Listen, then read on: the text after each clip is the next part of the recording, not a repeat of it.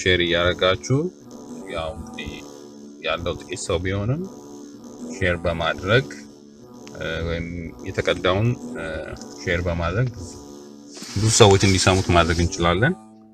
እንግዲህ አሁን ወደ ጸሎት እንገባለን።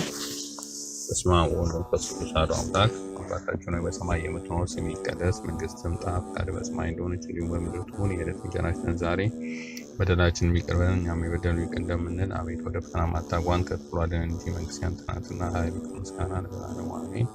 እመቤቴ ማርያም ሆይ በመልአኩ ቅዱስ ገብርኤል ሰላምታ ሰላም እልሻለሁ። በሐሳብሽ ድንግል ነሽ፣ በሥጋሽም ድንግል ነሽ። የአሸናፊ እግዚአብሔር እናት ሆይ ሰላምታ ላንቺ ይገባሻል። ከሴቶች ሁሉ ተለይተሽ አንቺ የተባረክሽ ነሽ፣ የማኅፀንሽ ፍሬ የተባረከ ነው። ጸጋን የተሞላሽ ሆይ ደስ ይበልሽ፣ እግዚአብሔር ከአንቺ ጋር ነውና ከተወደደው ልጅሽ ከጌታችን ከመድኃኒታችን ከኢየሱስ ክርስቶስ ዘንድ ይቅርታና ምሕረትን ለምኝልን ኃጢአታችንን ያስተሰርይልን ዘንድ ለዘላለሙ አሜን። አቤቱ ሀገራችን ኢትዮጵያን አስባት፣ ከአረዋን አገዛዝ ከአረዋን አገዛዝ ነጻ አውጣት። ሀገራችን ኢትዮጵያ አስተዋይ ሆና ፈሪሃ እግዚአብሔር ያደረበት መሪ ስጥልን። ክርስቲያኖች እንዳይገፉ ጠግባሽ ጠብቅ። የታሰሩት መፈታትን፣ ለታመሙት ፈውስ ስጥልን። ህዝቡን ከስደት ህዝቡን ከጥፋት ቤተክርስቲያናቱን ገዳሙን ጠብቅልን። እንደኛ በደል እንደኛ ክፋት ሳይሆን ስለ ቅዱሳኑ ስለ ወዳጆች ብለህ ስለ ሰማዕታቱ ብለህ አስራት አድርገህ ስለሰጣት ስለ እናት ስለ ቅድስት ድንግል ማርያም ብለህ አቤቱ ሀገራችን ኢትዮጵያ በምሕረት ጎብኝልን። እኛ በድለናል፣ ልቦና ውስጠን ፍቅሩን ጽናቱን አንድነት ውስጠን ከአርማን ጋር አንድ ከሞት አድነን። በጨለማ መንገድ እና በአባቶቻችን መንገድ ሆነን አቤቱ ተስፋ ወዳጅና እንደ ቸርነት ይቅር ይበለን አሜን። በስመ አብ ወወልድ ወመንፈስ ቅዱስ አሐዱ አምላክ። እንግዲህ በባለፈው ተከታታይ ጊዜ 3 ጊዜ የተነጋገርነው በዚህ በፍትሐ ነገሥት ውስጥ ፍትሐ መንፈሳዊ ውስጥ ስለ ምጽዋት ነበር። ምጽዋት እንዴት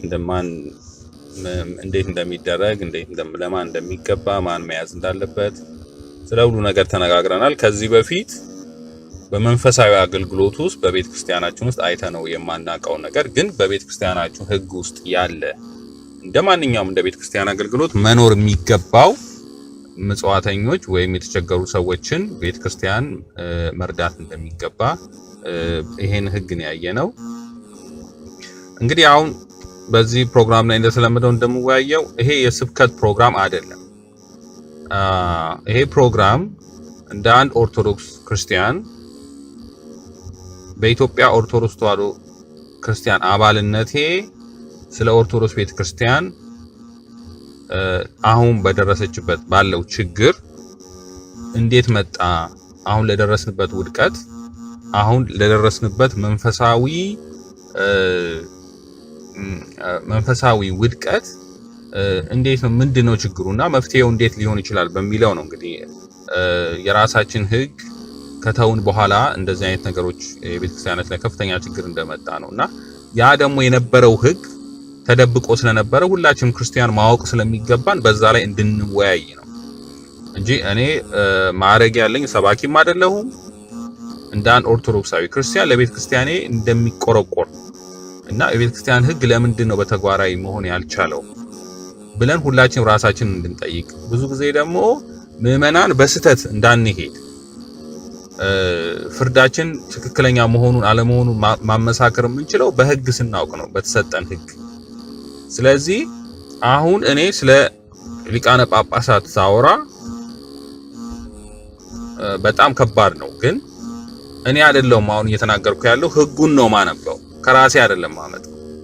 ሕጉን አነበዋለሁ። ያመጣው የተጻፈው ሕግ በተግባር ውሏል ወይስ አልዋለም? አሁን ሁላችንም ምስክር ሆነን በጋራ የምናየው ነው ማለት ነው። ራሳችንን የምንጠይቅበት አሁን በተግባር ሆኗል ይሄ ሕግ። ይሄ ሕግ በተግባር ቢሆን ኖሮ ምን ይሆን ነበረ? በኋላ ደግሞ ለሚመጣው ፍትህ መንፈሳዊ ፍርድ ቤት ቢቋቋም መፍትሄው ሊያመጣ ይችላል። ስለዚህ ይሄን ሁላችንም ምዕመናን መጠየቅ አለብን በሚለው ላይ ነው። ስለዚህ እኔ ሰባኪ አይደለሁም፣ ለዛውም ከሁሉም ያነስኩ።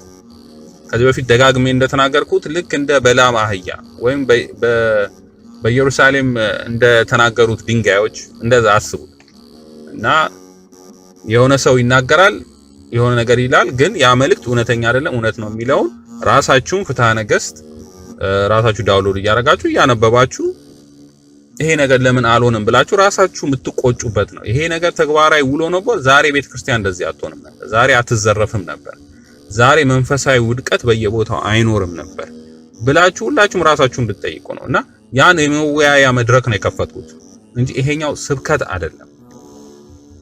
ስብከት ልለው አልችልም። ምክንያቱም ስብከት ከሆነ ሌላ ስልጣን ስለሚያስፈልገው ራሱ መንፈሳዊ ስልጣን ስለሚያስፈልገው ማለት ነው። ይሄ ግን ውይይት ነው። ክርስቲያኖች ስላለብን ችግር መወያየት አለብን። ክርስቲያኖች እየሞትን ነው። ቤተክርስቲያን እየተቃጠለ ነው።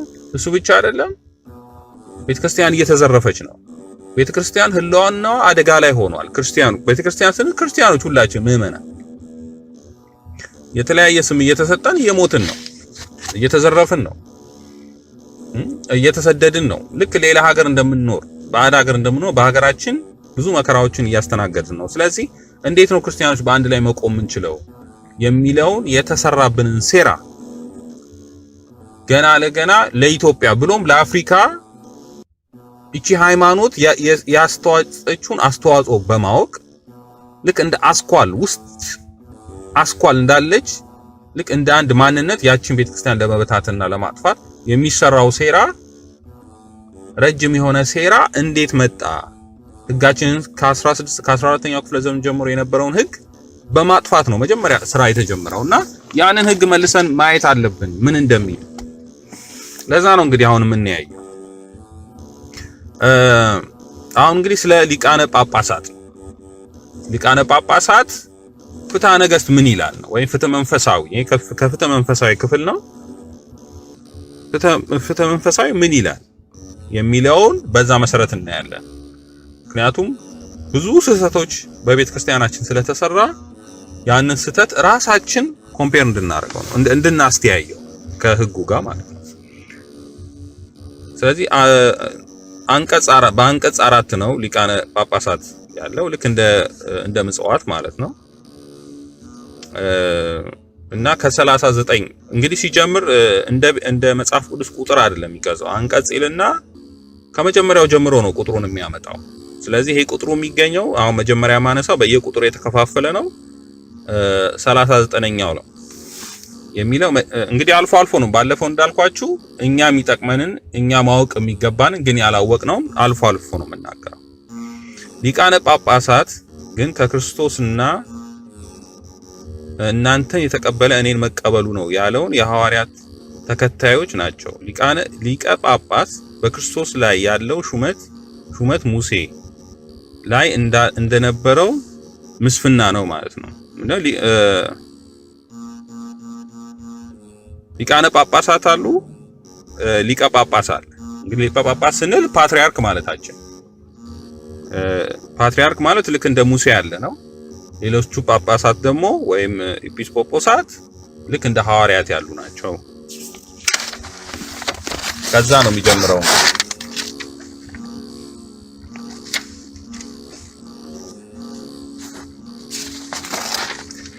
ከዛ በኋላ እያለፍኩ ነው የምሄደው 54 ላይ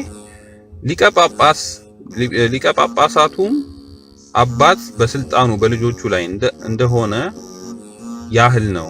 ሊቀ ጳጳሳት ከስልጣኑ በታች ባሉት ላይ ትእዛዝን ስልጣንን አለው። እርሱ በክርስቲያኖች አለቆችና በሰዎች ማህበር ሁሉ ላይ ስልጣን እንዳለው እንደ ጴጥሮስ አለቃ ነው። እርሱ በሕዝቡ በአብያተ ክርስቲያኑ ላይ የጌታችን ኢየሱስ ክርስቶስ ምትክ ነው ይላል። ስልጣኑን ነው እንግዲህ ምን እንደሆነ እየተነጋገርን ነው። የሀገሩ ሁሉ ኤጲስቆጶሳት ስለ እርሱ የሚገባውን ይመረምሩ ዘንድ እርሱም ለማየት በየዓመቱ 2 ጊዜ ሰብሰቡ። እንግዲህ ሊቃነ ጳጳሳት በየዓመቱ 2 ጊዜ መሰብሰብ አለባቸው ነው የሚለው። የሊቀ ጳጳሳቱ ሹመት የኤጲስቆጶሳቱ የሊቀ ጳጳሳቱ ሹመት አሁን ወደ ሹመት ነው የምንሄደው። ጉባኤ ሳይሆን አይፈጸም ይላል። ሊቀ ጳጳስ ወይም ፓትርያርክ ሲሾም በጉባኤ ነው። ጉባኤ ሳይደር አይሾም ይላል።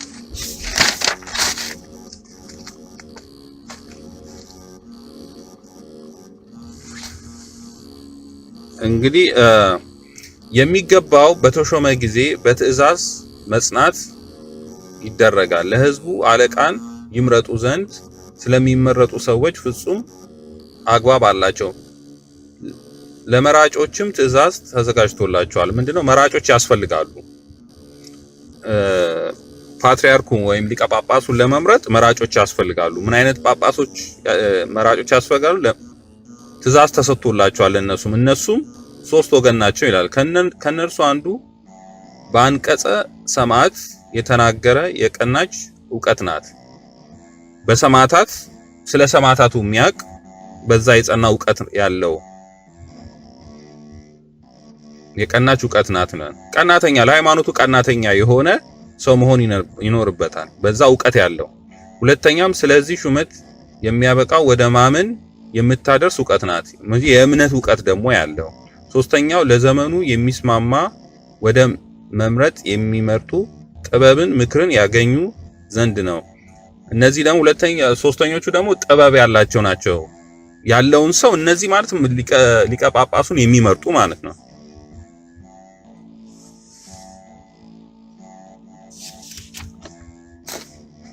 መራጮች የዚህችን ሹመት ስርዓት የምትገኝበትን ብዙ ሰዎች ቢያገኙ በስርዓቷ ከነሱ ፍጹም የሆነውን ሰዎች ብዙ ጊዜ ፈጥነው የሚታዘዙትን ሊመርጡ ይገባል።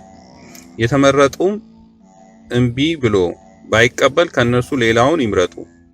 ሌላው በቂ ሆኖ ባይገኝ ሊተውት አይገባም። በስርዓቶቹ ሁለቱም ትክክል ቢገኙ ከነሱ ዘመን የሚመጣውን አቅርቦ ይሽሙት። ነገር ግን በዘመን የሚበልጠው መሾም ሕግን ለመፈጸም ተስማሚ አይደለም።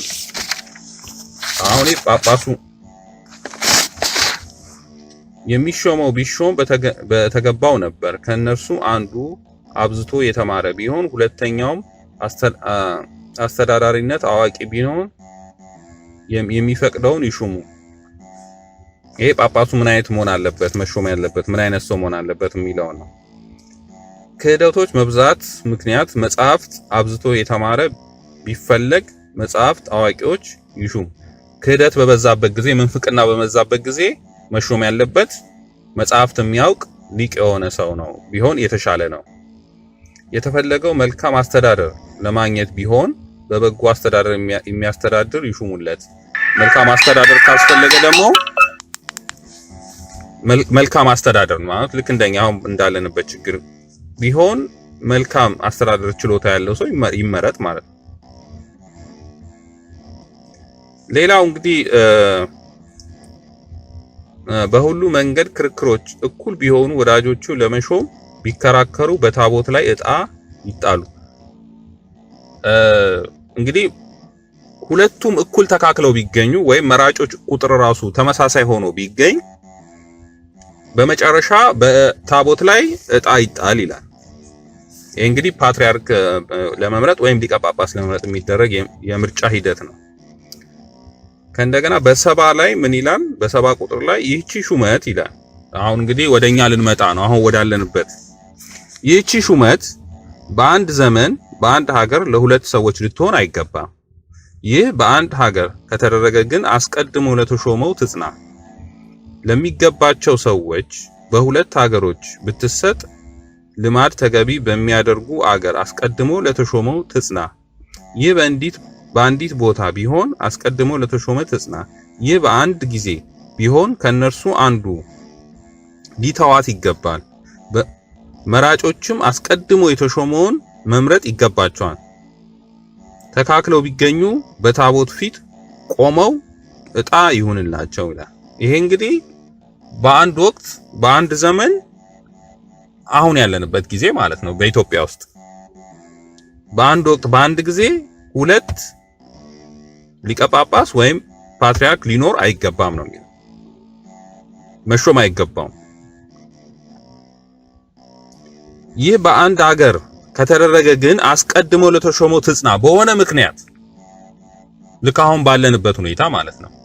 በሆነ አማካኝነት በመንግስት ጣልቃ ገብቶ ኢትዮጵያ ውስጥ እንግዲህ መንግስት ጣልቃ ገብቶ ነው ፓትርያርክ ወይም ሊቀ ጳጳስ እንዲመረጥ ያደረገው። በመንግስት ተጽዕኖ ነው ቤተክርስቲያናችን ውስጥ ጣልቃ ገብቶ የሆነ። በሆነ ምክንያት ቢሆን ግን ይህ በአንድ ሀገር ከተደረገ ግን አስቀድሞ ለተሾመው ትጽና ተደርጎ ቢሆን አሁን እርቅ ነው ተባለ አይደለ? ሲኖዶስ እርቅ ሲመጣ ምን መሆን አለበት? አስቀድሞ ለተሾመው ይስጥ። እንጂ ሁለት ፓትሪያርክ ብሎ ነገር የለም ወይ ሁለት ሊቃነ ጳጳሳት ብሎ ነገር በፍጹም ሊሆን አይገባው። ስለዚህ የቤተ ክርስቲያን ሕግ የቤተ ክርስቲያን ስርዓት አልተፈጸመም። የሆነ ያለው የተወሰኑ ሰዎች የፖለቲካ ፍላጎታቸውን ብቻ ለማሟላት ነው። ይሄ ነው የሆነው፣ ሌላ ነገር አይደለም። ፍትሐ ነገሥት የሚለው ሕግ የቤተ ክርስቲያናችን ሕግ የሚለው በአንድ ሀገር ውስጥ ሁለት ሊቃነ ጳጳሳት ሊኖር አይገባም። በሆነ አጋጣሚ ግን ልክ እኛ ሀገር እንደተፈጠረው ማለት ነው ወይም በመንግስት እንትን ሊሆን ይችላል ምናምን እንደዚህ አይነት አደጋ ቢኖር ወይ እንደዚህ አይነት ነገር ቢፈጠር አስቀድሞ ለተሾመው ትጽና ነው የሚለው።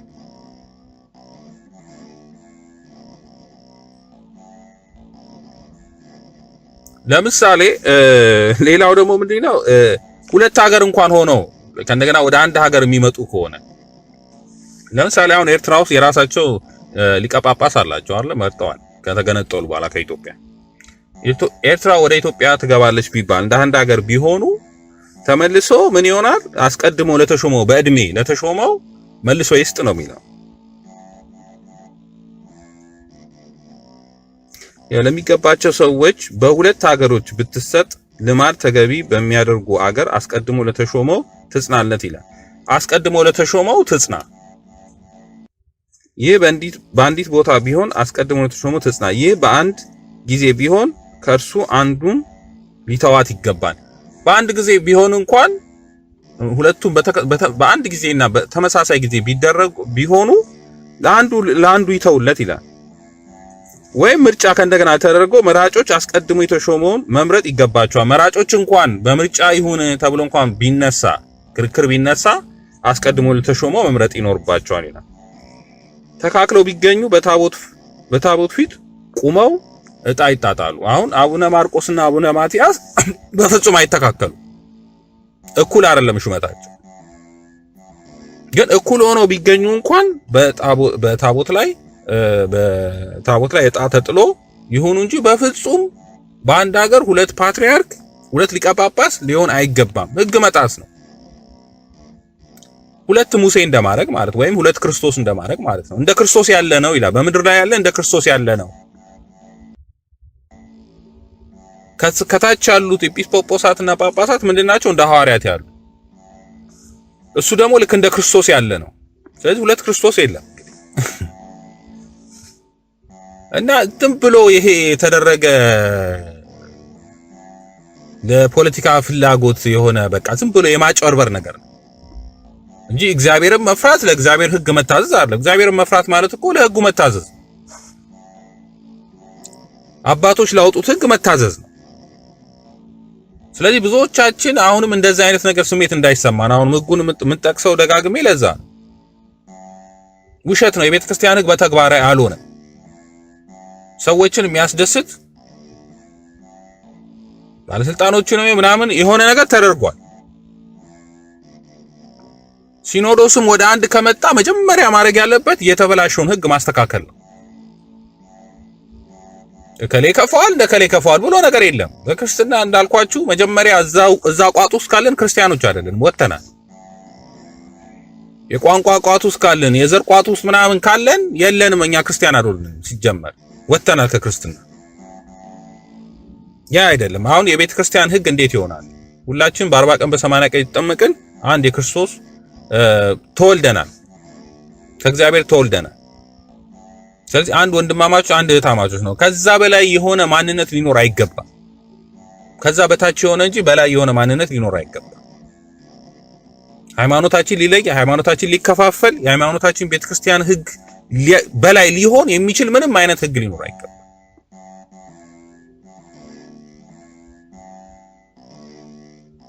ስለዚህ ይሄ ነው መሆን ያለበት። አስቀድሞ ለተሾመው መሰጠት አለበት። ተራ ማጭበርበር ተና የወንበዴ ስራ ነው የሰሩት ሁሉም።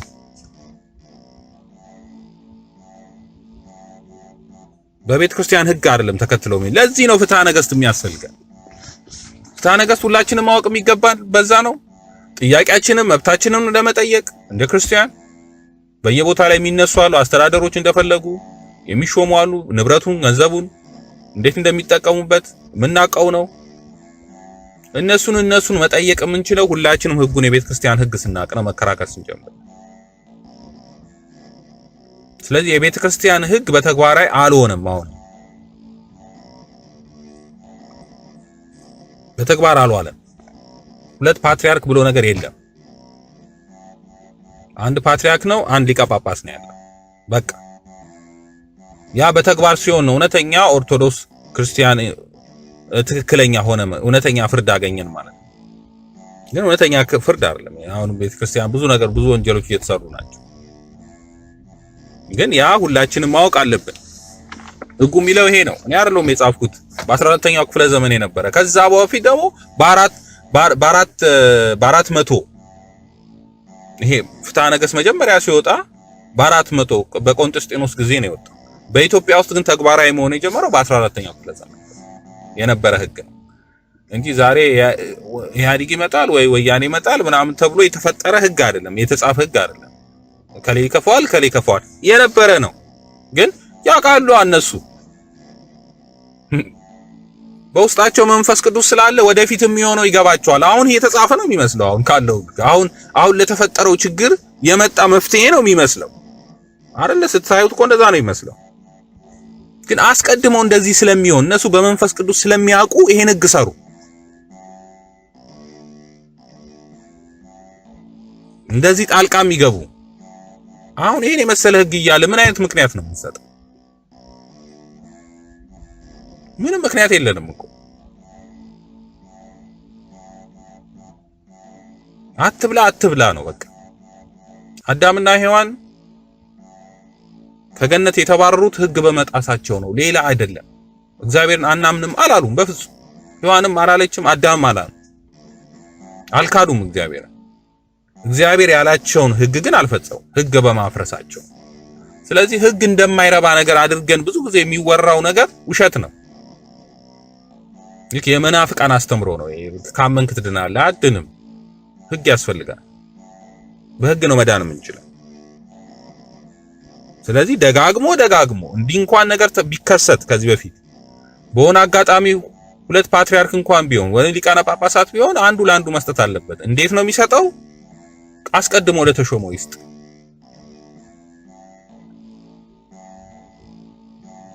ይሄን ህግ ነው የጣስ ነው ሁላችን። ስለዚህ የሚመጣው መከራና ችግር እግዚአብሔር ለምን ይሄን አመጣብን ማለት አንችልም። ህግ ስለጣስን ነው። ያን መቀበል ያስፈልጋል ለሚመጣው ማንኛውንም ችግር። ያ ሁሉ ማዕት መቅረት የሚችለው ወደ እግዚአብሔር መመለስ እንጂ ወደ ህጋችን መመለስ እንችል ነው። ሁላችንም መመስከር አለብን። ይሄን ህግ ትክክል አይደለም የተደረገው፣ ይሄ ነው ህጉ፣ የቤተ ክርስቲያናችን ስርዓት ማለት አለብን። ይሄ ነው እንግዲህ ትልቁ አንደኛው ስህተት በቤተ ክርስቲያናችን ውስጥ እየሆነ ያለው። ከዛ እንግዲህ የሚቀጥለው ህዝቡም የሚሾመውን ሰው በስሙና በመልኩ በጠባዩም ሊያውቀው ይገባል ይላል። ይሄ ስላሻሻም ነው። ህዝቡ ይሾማል። የሚሾመው ህዝቡ እኮ ነው። ከካህናትም ይሁን ከምዕመናንም ተወክለው ነው የሚሾሙት። አሁን ሊቀ ጳጳስ ሲሾም እንዴት ነው የሚሾመው? ኢትዮጵያ ውስጥ ሁለቱ ያው ህገወጥ ሹመቶች ናቸው። እኔ የማውቃቸው በነበርኩበት የማውቀው ሁለት ህገወጥ ሹመቶች ናቸው። ምክንያቱም ፓትሪያርክ እያለ ሌላ ፓትሪያርክ መሾም አይችልም። በቃ ይሄው ይላል። ሁለት ፓትሪያርክ ሊኖር አይችልም። ሁለት ሊቀ ጳጳስ ሊሆን አይችልም። ተሾመ እንኳን የተባለው ስርዓት ግን ምን አይነት ህግ ነው? በመንግስት በደብዳቤ ነው የተሾሙት እንጂ ህዝቡ አይደለም የሚሾመው። ስለዚህ ህገወጥ ነው ማለት ነው። ስለዚህ 72 ላይ ምን ይላል? ህዝቡም የሚሾመውን ሰው በስሙና በመልኩ በጠባዩም ሊያውቀው ይገባል፣ ከመራጮች ወገን በስራው እንጂ በአይኑ አንዱስ እንኳን ጠቅሶ ሊያሳየው አይገባም። እሱም በስርዓት ጸንቶ መኖር ይገባዋል። ሁሉም ለእርሱ የሚገባውን እርሱን ይጠይቁ። 5ቱ ግብራት በእሱ ዘንድ ይገኙ እንደሆነ ይመዝኑት ይመርምሩት ይላል። ዝም ብሎ አይሾምም። ያው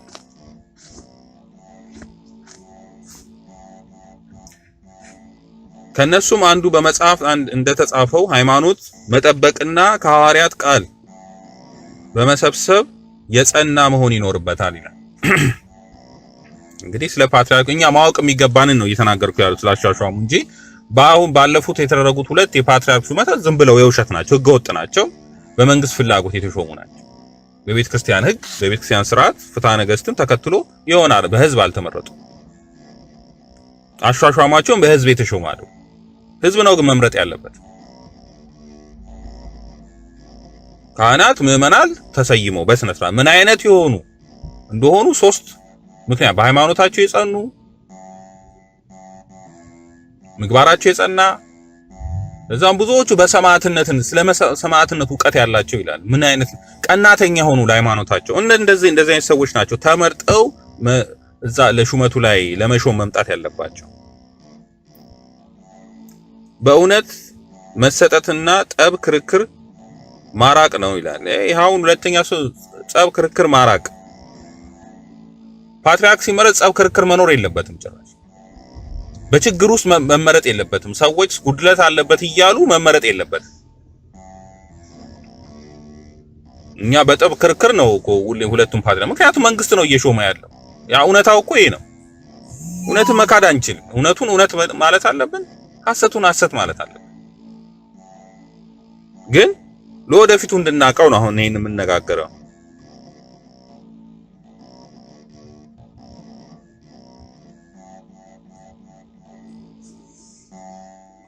እንግዲህ አልፍ አልፌ ነው እንዳልኩ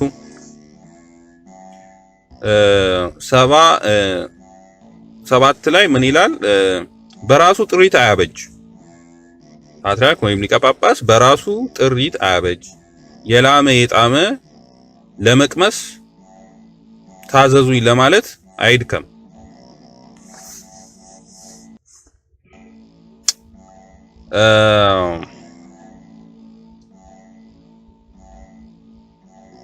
ራሱን ጥሪት አያበጅ፣ የላመ የጣመ ለመቅመስ ታዘዙኝ ለማለት አይድከም። ጊዜ ሳይወስድ መገዛት ለእግዚአብሔር ብቻ ነውና የእውቀት ሰዎች ስለ ፍርድና ስለ ቅጣት ሊያማክራቸው ይገባል። እንግዲህ ፍርድ በሚደረግበት ጊዜ በተለይ አሁን ፍትሐ ነገሥት ሁሌ ሊቃነ ጳጳሳት አሉ። ፍትሐ ነገሥት ማለት ከባድ የሆነ ፍርድ ሲኖር እንግዲህ ፍትሐ ነገሥት የተባለበት ምክንያት ነገስታቶቹም ክርስቲያን ስለነበሩ ለነሱም ለፍርድ ሂደት ለስጋዊም ለመንፈሳዊም እንዲረዳ እነሱም ለፍርድና ለችሎት እንዲጠቀሙበት ስለሆነ ነው። ስለዚህ ከችሎቱ ጋር ከፍርዱ ጋር ትልልቅ የሆኑ ፍርዶች ሲኖሩ ሊቀ ጳጳሳቱ ይኖራሉ አብረው በፍርድ ማለት ነው። ስለዚህ ፍርድ በሚፈርድበት ጊዜ በምክር ይሁን ያለው በአዋቂዎች ዘንድ ይሁን ያለው ለዛ ነው። እንግዲህ ስለ ሊቀ ጳጳስ እዚህ ጋር ላቁምና የአንቀጽ 5 ላይ ስለ ኤጲስቆጶሳት ኤጲስቆጶሳት ደግሞ ጳጳሳት ብለን የምንላቸው ማለት ነው። ከሱ በታች ያሉ እንደ ሐዋርያት ያሉ ስለነሱ ሹመት ደግሞ የሚለውን እናነባለን። 50 ዓመት ያላነሰ ይሁን ይላል። እንግዲህ በእድሜ ይሄን ልለፈው መሰለኝ በ50 ዓመት ከእንደገና መራጮች ለሚመርጡ ሰዎች እያንዳንዱ ከ30 ዓመት በላይ መሆን ይገባዋል። ይሄ ራሱ የሚመረጠው ከ50 ዓመት መሆን አለበት ሊቀ ጳጳስ ለመሆን። መራጮቹ ደግሞ ከ30 ዓመት በላይ መሆን አለባቸው። አሁንም በህዝብ ነው የሚመረጡት ሊቀ ጳጳስ። አሁን ባለፈው ሊቀ ጳጳስ ይመረጣል ተብሎ ስንቱ ውዝግብ ነበረ። ግን የሚገርመው ነገር የሚመርጡት ሲኖዶስ ብቻ ነው። ሲኖዶስ ብቻ መምረጥ አይችልም። ህዝቡ መምረጥ አለበት። ሊቃነ መላክም ያለበት ህዝቡ ነው። ህዝቡ ነው የሚለካው። እኛ አሁን ለምሳሌ በዚህ ሀገረ ስብከት ሊቀ ጳጳስ ያስፈልገናል። በአካባቢያችን ላይ ከሌ የተባሉ ሊቀ ጳጳስነት መመረጥ የሚገባቸው እጩዎችን መምረጥ ያለበት ህዝቡ ነው። ህዝቡ ይመርጥና ወደ ሲኖዶስ ይልካል። ከዛ ሲኖዶስ ይመርጣል። እንደዚህ ነው መሆን ያለበት። 5ኛ ስልጣነ ክህነት ካላቸው ከመነኩሴ ወይም የሚያስመሰግን ስራ ካለው ወገን የሆነ መነኩሴ ይሁን ይላል። ማን መሆን አለባቸው? ስልጣነ ክህነት ያላቸው መነኮሳት። ሁሉ መነኮሳት ስልጣነ ክህነት ያላቸው አይደሉም። ስልጣነ ክህነት ያላቸው መነኮሳት ይሁን ወይም የሚያስመሰግን ስራ ካለው ወገን የሆነ መነኩሴ ይሁን ይላል።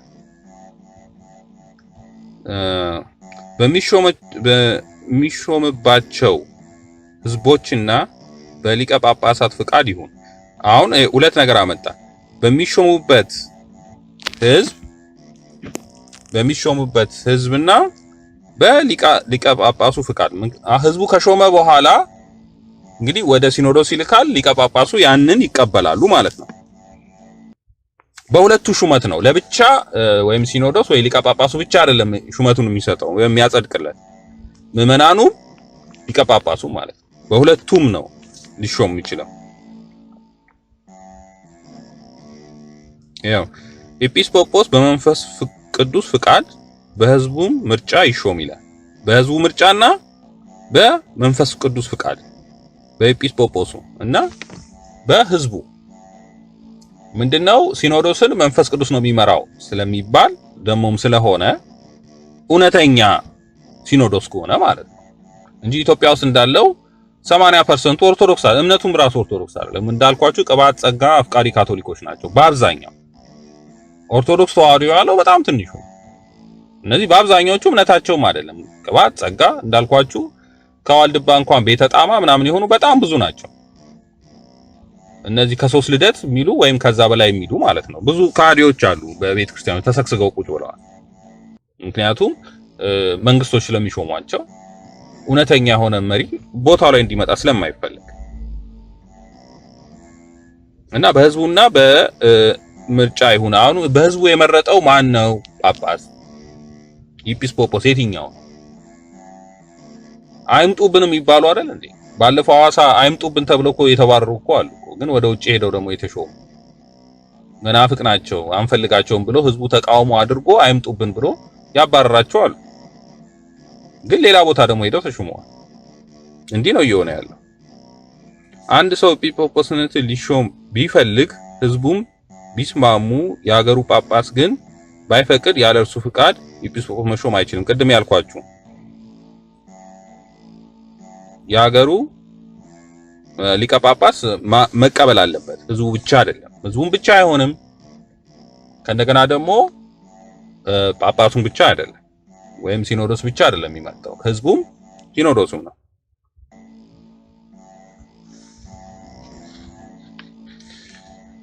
ኤጲስቆጶስ በሀገሩ ሰዎች ፍቃድ ይሾም። እዚህ ላይ ቅድም ያልኳችሁ ነው። ኤጲስቆጶስ ደጋግሞ ነው የሚናገረው በእያንዳንዱ ገጽ ስለሚናገር ማለት ነው። ኤጲስቆጶስ በሀገሩ ሰዎች ፍቃድ ይሾሙት ዘንድ 2 ወይም 3 ኤጲስቆጶስ ይኑሩ ወይም 2-3 ኤጲስቆጶስ ይኑሩ ይላል። በአንድ ሀገር እንደ ቅድሞ አይደለም፣ እንደ ፓትሪያርኩ አይደለም። 2 የተለያዩ ወይም ከአንድ በላይ ያሉ ኤጲስቆጶሶች ሊኖሩ ይችላሉ በአንድ ሀገር ውስጥ። ስለ ሃይማኖትና ስለ ዕውቀቱ፣ ስለ አኗኗሩ፣ ስለ መልካም ምግባሩ ሳይመረጥ ኤጲስቆጶስ ፈጥኖ አይሾም። ሳይመረመር ስለ ሃይማኖቱ፣ ስለ ዕውቀት፣ ስለ አኗኗሩ፣ ስለ መልካም ምግባሩ ሳይመረመር ኤጲስቆጶስ ፈጥኖ አይሾም። ባለፉት ግን ኤጲስቆጶስ የተሾሙት የተባሉት 2ቱ በተለይ እምነታቸው ብዙ ጥያቄ ያለበት ነው። በዚህ በስደት ሲኖዶስም የሚባሉት አሉ አይደለ እንዴ? እንትን ይበላል የሚሉ ሲኖዶስ ምንም ነገር ሳይፈቅድ እነሱ በራሳቸው ተነስተው ይሄ ይበላል ይሄ ይደረጋል ማለት አይችሉም። ተነስተው እንደሱ የሚሆኑ ሁላ ጳጳሳት ሆነዋል። ይሄ መጀመሪያ መፈታት ያለበት እንኳን ሲኖዶስ ወደ አንድ ከመጣ ባለፈው እንደተነጋገርነው የሃይማኖት ጉዳይ መፍትሄ ነው ማግኘት ያለበት። ምክንያቱም ብዙ መጽሐፍት የጻፉዋል ሃይማኖትን ብዙ በመድረክ ላይ ሰበከዋል። ስለዚህ ሲኖዶስ ወደ ሀድ ሲመጣ መፍታት ያለበት አንደኛ የህግ ነገር የፈረሰ ህግ አለ ወይ ከህጋችን ውስጥ መስተካከል አለበት። ሁለተኛ ሃይማኖታችን እጸጽ የነበራቸው ሰዎች መጽሐፍት የጻፉ በአደባባይ ያስተማሩ እነዚህ ካሉ እነዚህን እንዲመለሱ ይቅርታ ጠይቀው ወይ በንስሐ እንዲመለሱ ማድረግ ነው። እነሱን ጥፋታቸውን አውቀው እንዲመለሱ ማድረግ ነው። ካልሆነ ደግሞ አውግዞ መለየት ነው። አለቀ። ይሄ ማድረግ አለበት ሲኖዶስ። ስለዚህ አሁንም አሉ እነሱ በስልጣን ላይ ወይም ስልጣን ላይ ሹመትም እየተሰጣቸው ነው እምነት የሌላቸው ሰዎች ከሃይማኖታችን ከቤተ ክርስቲያናችን የተለዩ ሰዎች ማለት ነው። ብዙ የተለያየ መጽሐፍትን የጻፉ አሉ። የክህደት መጽሐፍ ከብዙ ሰዎች ይመረጥ ዘንድ ነው ይላል። ሰዎች ሳይመሰክሩለት አይሾም። ህዝቡ ማለት ህብረተሰቡ ህዝቡ የሚሾምባቸው ሰዎች ማለት ነው። ሳይመሰክሩለት አይሾም ይላል። የምዕመናኑ ቦታ በውስጥ ያሉበት ሰዎች ጥቂቶች ቢሆኑ ኤጲስቆጶስ ለመምረጥ ሰዎች እንኳን 12 ያልሞሉ ቢሆኑ ብዙዎች ምዕመናን ወዳሉበት በአቅራቢያው ሀገር ወደምትገኝ ቤተክርስቲያን ከምዕመናኖች ወገን የተመረጡ 3 ሰዎች ይመጡ ዘንድ ይጻፉ ይላል። አሁን ለምንድነው ከአንዱ ክፍለ ሀገር ወይም ሀገረ ስብከት እንግዲህ 12 ሰው ብቻ ያስፈልጋል ነው። ከ12 ሰው ባይሞላ እንኳን ከሌላ ሰው መጥቶ በጣም ትንሽ እንግዲህ በወቅቱ እንግዲህ የህግ ሲወጣ በ400 ማለት በጣም ትንሽ ክርስቲያኖች የነበሩበት። ስለዚህ ከሌላ ሀገር መጥቶ ሰው እንዲሾሙ ይደረጉ ነው የሚሉት።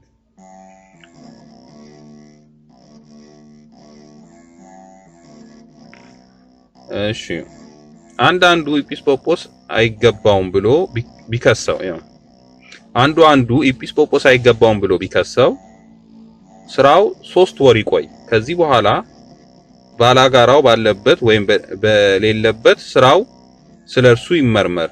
በመጽሐፍ ውስጥ ከሹመት የሚከለከል ነው፣ ቢገኝበት ይከልከል። ይህ ባይሆን ግን ሹሙ የከሰሰውን ባላጋራው የከሰሰበትም ባይረታ ካህን ቢሆን ከቤተ ክርስቲያን ይለይ፣ ህዝባዊ ቢሆን ግን እንደሚገባው ይቀጣ ይላል። ይሄ ምን ማለት ነው? ኤጲስቆጶስ በሚመረጥበት ጊዜ አንድ ሰው ተነስቶ ይሄ ሰው እንዲያርጎኛል ቢል ወይ እንዲህ ሲያረግ አይቻለው ቢል እንዲህ አስተምሯል ቢል ለ3 ወር ይቆይ ይላል። ለ3 ወር መቆየት አለበት ሹመቱ።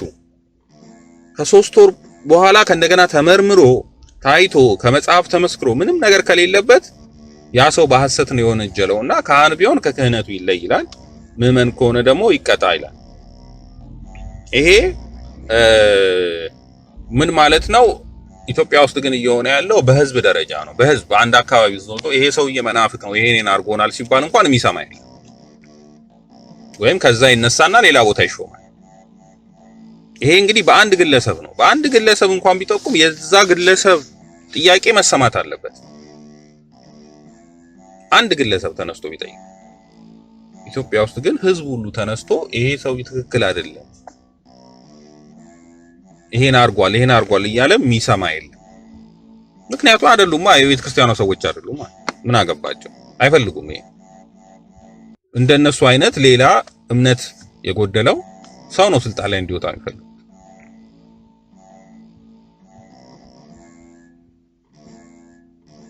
ለሹመት ምክንያቱም ሊቀ ጳጳሳቶቹ ንብረት አላቸው፣ ገንዘብ አላቸው፣ ደሞዝ አላቸው፣ በጣም ከፍተኛ ደሞዝ፣ የራሳቸው ባንክ አካውንት አላቸው። ግን ጥሪት እንዲያሰፍሩ አይገባም። አሁን ሊቀ ጳጳስ ራሱ ጥሪት ገንዘብ ሊኖረው አይገባም ነው የሚለው ህጉ። ቅድም አንብበነዋል። ስለዚህ ሌሎች እንደዛ ያሉ እሱን የማይቃወሙ ለመንግስትም ይሁን ለራሱን የማይቃወሙ ሰዎች ነው የሚፈልገው። ራሱ ህገወጥ ስለሆነ ማለት ነው። ህገወጥ የሆነ ሰው ህገወጥ ሰው ነው እንጂ ህጋዊ የሆነ ሰው አይፈልግም። ምክንያቱም ይቃወመዋል በሲኖዶስ ላይ መጥቶ ያን ነው የማይፈልገው። ሶስተኛው ለሹመት የማይበቃውን የማይከለክለውን ይናገር ይላል። ይሄ ስለ ምን መሆን እንዳለበት ነው፣ ስለ አካሉ ነው የሚናገረው። መጥፎ ነው ሳይሆን ግን እንዳይሾም ይከለክላሉ ለስራው።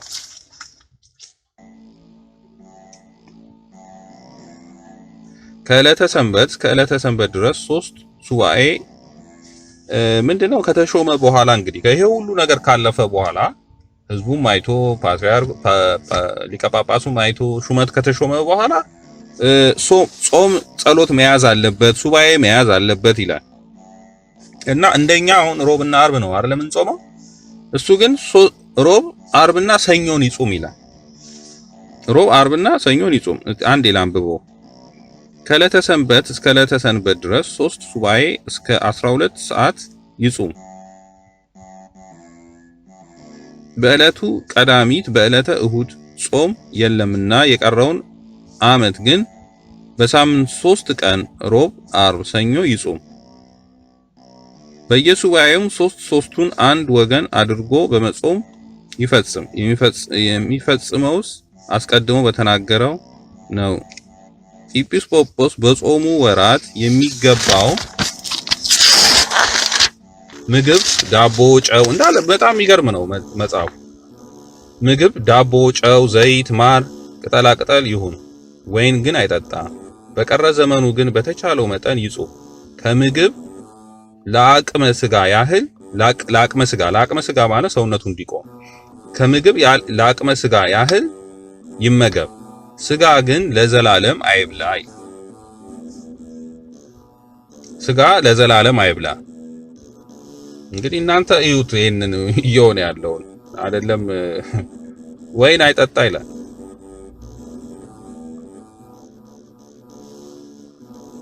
ከምግብ መብላት የሚገባውን ስጋ ግን ለዘላለሙ አይብላ ይላል። ቢበላው የሚያረክሰው ሆኖ አይደለም ይላል። ልቦናው እንዳይደነድን አእምሮ እንዳይዝግ በእረፍት ሆኖ ለስራ ለመትጋት ስለማይመቸው ነው እንጂ ይህን ስራ ለመፈጸም የሚሻው ሰው ከምግብ መለየት ያሻዋልና ጾምንም ይቀበል ሰው ትርፍ ገንዘብ አይሻምና ለቁመተ ስጋ ያህል መቀበል ይገባዋል እንጂ ይላል። አንድ ልድገመው ይነገር ስጋ ግን ለዘላለም አይብላ ይልና ቢበላው የማይረክስ ሆኖ አይደለም። ልቦናው እንዳይደነድን አእምሮ እንዳይዝግ በእረፍት ሆኖ ለስራ ለመትጋት ስለማይመቸው ነው እንጂ ይህን ስራ ለመፈጸም የሚሻው ሰው ከምግብ መለየት ያሻዋል። ምጽዋትንም የተቀበለ ሰው ትርፍ ገንዘብ አይሻምና ለቁመተ ስጋ ያህል መቀበል ይገባዋል እንጂ። በጣም የሚገርም ነው። ትርፍ ገንዘብ ሊቀበል አይገባውም። ለቁመተ ስጋ ብቻ ነው መብላት ያለበት። ለቁመተ ስጋ መንፈሳዊ ሰው የሚባሉት እነዚህ ብፁዓን የሚባሉት የሚኖሩት ምግብ የሚበሉት ሰውነታቸው ቆሞ እንዲሄድ ብቻ ነው። የሚለብሱትም ይመርብን ብለው ሳይሆን አካላቸውን ለመሸፈን። መንፈሳዊያን የሚባሉት እነዚህ ናቸው። ኤጲስቆጶስም ወይም ጳጳስ መሆን የሚችለው በእንደዚህ አይነት ኑሮ መኖር ያለበት ነው የሚለው። ኤጲስቆጶስ ከምግብ ከመጠጥ ለቁመተ ስጋ ያህል ይውሰድ። ያልተማሩ ይሄ እንግዲህ በሌላ ነው። ያልተማሩትን ለማስተማር እንጂ ቸል እንዳይል አብዝቶም አያወጣጣ። ዘዋሪ ሰውንም የሚበድል አይሁን። ሰውንም የሚበድል አይሁን። አኗኗሩን በተድላ በደስታ አይሁን። የላመ የጣመም አይቅመስ። በማስተማር ጊዜ ትጉ ይሁን። ዘወትር ያስተምር። የእግዚአብሔር መጽሐፍት ይመልከት። መጽሐፍትንም አስረድቶ ይተርጉም ዘንድ ከፍ በጥቂቱ ለይቶ ይወቅ። ወንጌልን፣ ኦሪትን እያለ እንግዲህ ይቀጥላል።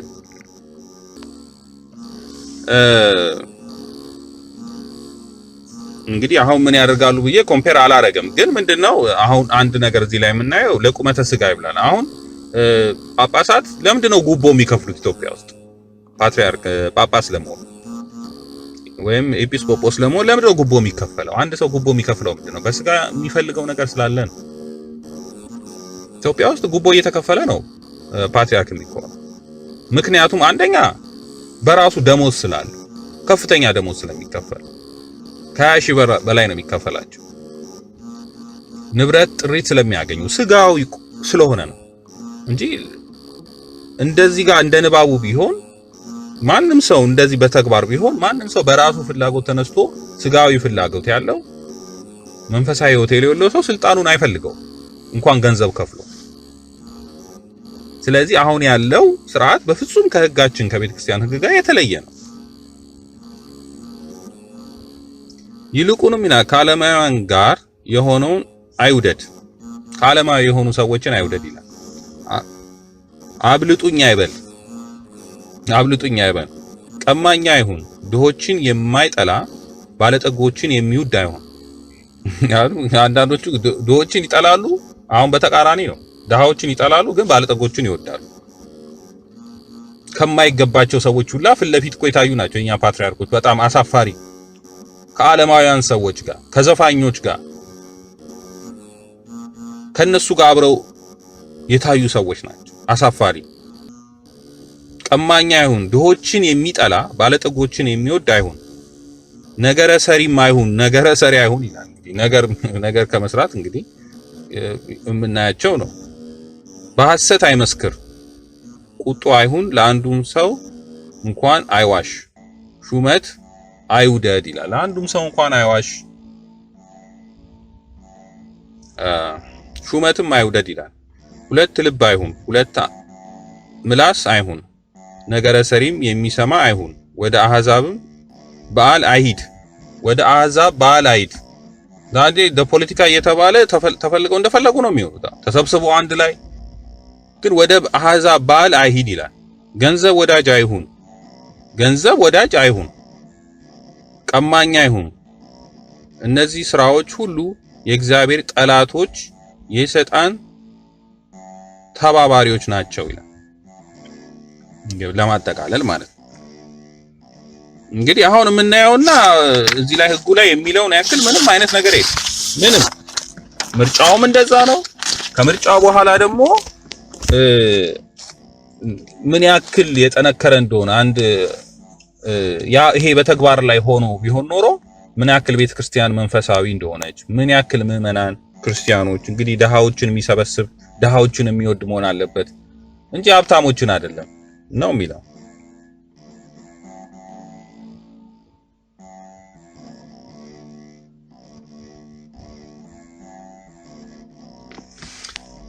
በሌላው ደግሞ ሰውነታቸው በኃጢአት ያጠፋታልና ከቀናው መንገድ የራቁትን እግዚአብሔር መፍራት ንግድና ጥቅም የሚመስላቸውን ሰዎች ተለያቸው ይላል። ምንድነው ጥቅም፣ ንግድ ምናምን የሚያደርጉ ሰዎች ብዙ በቤተክርስቲያን መነገድ የሚፈልጉ ሰዎች አሉ። ቤተክርስቲያንን ታቀው እነሱን ሰዎች አታስጠጋ ነው። ከነሱ ራቅ፣ ተለይ። በቤተክርስቲያን ትርፍ ለማግኘት ገንዘብ ለማግኘት የሚሞክሩ አሁን ዛሬ ዩኒቨርሲቲ እንከፍታለን ይላሉ። በስንት ቢሊየን ሚሊየን አይደለም፣ በስንት ቢሊየን እንጦጦ ላይ ዩኒቨርሲቲ እንከፍታለን ይላሉ። ይሄ ገንዘብ ለማግኘት በቢሊየን የሚቀጠል ክርስቲያን በሰበሰበው ገንዘብ ስንት ደሃ እያለ ባለፈው እንደተነጋገርኩት በምጽዋት አንቀጽ እንደተነጋገርከው ስንት ነገር መሰራት እየተቻለ ግን ዩኒቨርሲቲ እንገነባለን ይላሉ ገንዘብ ለማግኘት። እንደዚህ አይነቱን ለማማከርም ቤተክርስቲያኗ ገቢ ታገኛለች፣ እንዲህ ገቢ እናገኛለን ብሎ የሚመጣውን ሰው አትቀበል፣ ተለያቸው ነው የሚለው። ለምን? የክፉ ስራ ሁሉ ምንጭ ገንዘብ መውደድ ነውና እነሆ ብዙ ሰዎች ይህንን ተመኝተው ከሃይማኖታቸው ወጡ ይላል።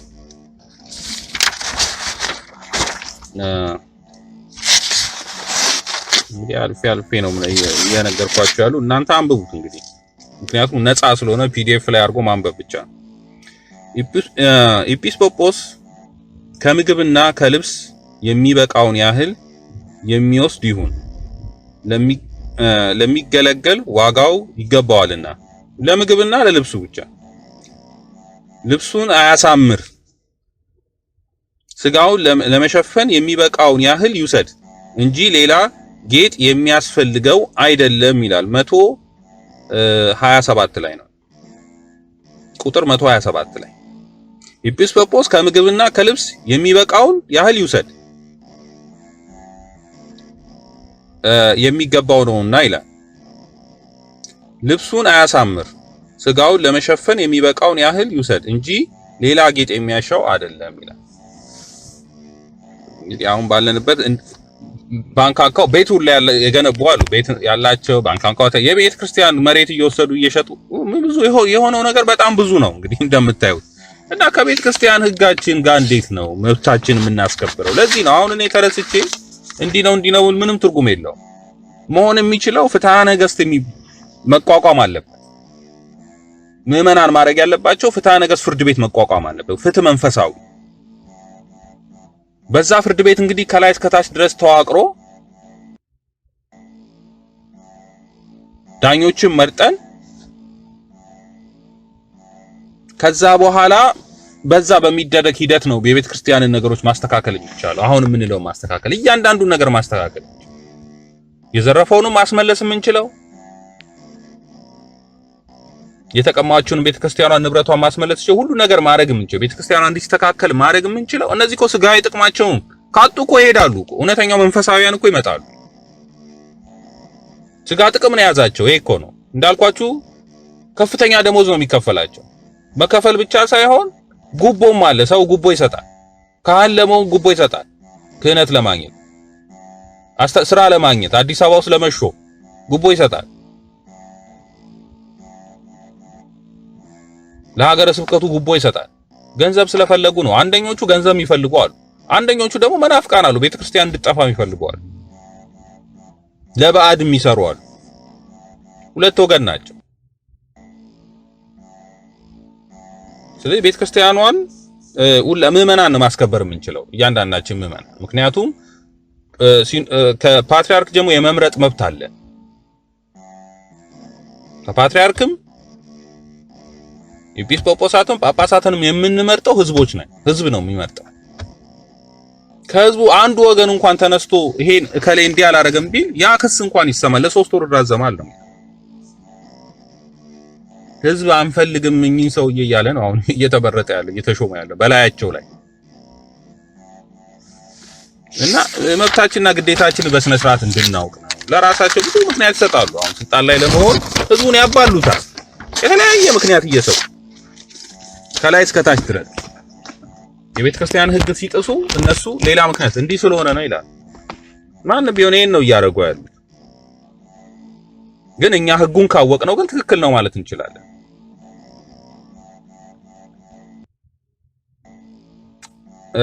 ሌላው እንግዲህ በ139 ላይ አልፌን አሁን የምናገረው በጣም ብዙ የሚያብራራ በጣም ደስ ቢል ማንበብ የሚገባል ልክ እንደ መጽሐፍ ቅዱስ ልናነበው የሚገባ ነው። ይሄ በቃ ማንበብ አለ። ይሄን ህግ ከመሳሳታችን በፊት ማለት ነው። ኤጲስቆጶስ ሆይ ለመስጠት ቀኝ እጅህን ዘርጋ ይላል። እግዚአብሔር የሾመ መጋቢ እንደመሆነ ረዳት የሌላቸውን ባልቴቶች፣ ደካሞችን፣ ቤት የሌላቸውን፣ የተጨነቁትን፣ እግዚአብሔርን ያመኑትን ድሆችን መርዳት፣ ልጆቻቸው ለሚመገቡ ገንዘብ የሚመገቡበትን ስለሚያገኙበት ለመርዳት ትጋ ይላል። እንግዲህ ከማን ጋር ነው ምንድነው ማድረግ ያለብን? ቀደም እንዳነሳ በፍትም